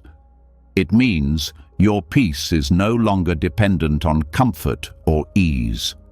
It is rooted in awareness, not in circumstance. There are moments when patience becomes the most radical act. When the world urges you to react, to blame, to shout, to control, choosing to breathe, To stay silent, to listen deeply, is not weakness. It is strength. Not the strength of dominance, but the strength of presence. This presence is not passive. It is alert, awake, responsive. It can say no when needed. It can act when the time is right. But it does so without the poisons of anger, greed, or fear. It acts from clarity, not urgency. Patience is also a form of trust, not blind trust in outcomes, but trust in the process. Trust in the unfolding of things. Trust that what is difficult now may become clear later. Trust that staying present is itself a form of healing. This trust helps you endure not just delays or frustrations, but heartbreak. It helps you grieve without rushing, to feel without fixing, to wait without losing heart. Because some truths are revealed only in stillness. Some healing takes time. Some insight requires deep waiting. In the scriptures, Kshanti is often praised as the most difficult and most beautiful of all perfections, because it holds the heart open when everything in you wants to close. It keeps the fire of awareness alive, even in the coldest moments. It carries the practitioner across the vast landscapes of confusion and suffering with grace. As the world continues to change rapidly, patience becomes a kind of rebellion against haste, against hardness, against the fear that says, if I don't act now, everything will fall apart. Kshanti says, breathe, stay, wait, listen, trust. This does not mean do nothing. It means do the right thing at the right time, without rushing. It means letting wisdom ripen before acting.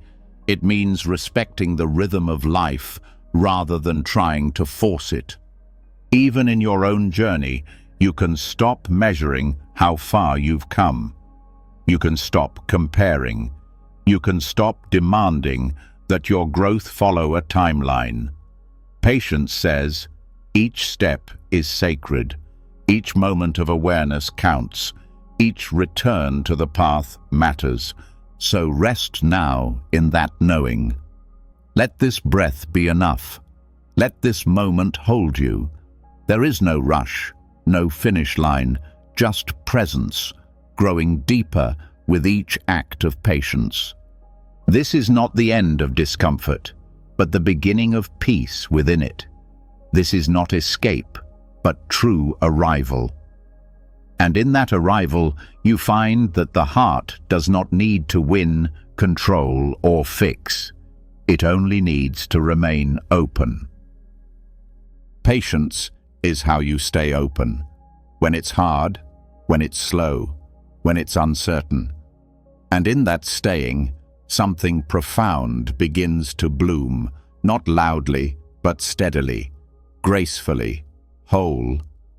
As your body begins to rest and your breath slows, take a moment to let all of this gently settle, not as ideas to memorize, but as truths to live. Through every teaching we've explored, letting go of control, softening attachment, embracing impermanence, staying present in grief, surrendering ambition, allowing silence, trusting without needing to know. We return to the same core truth. Surrender is not weakness. It is the deepest form of wisdom.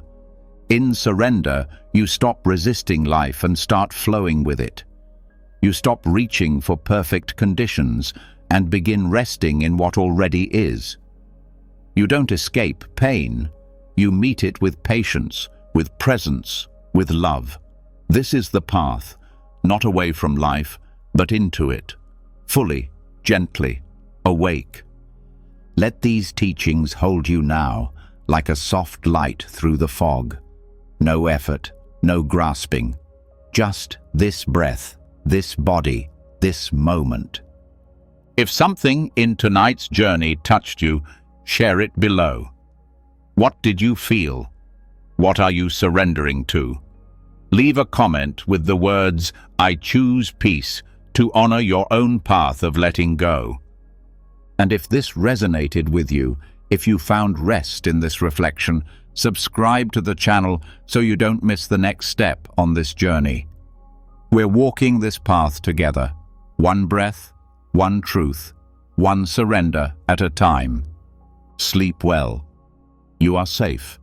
You are seen. You are free to let go.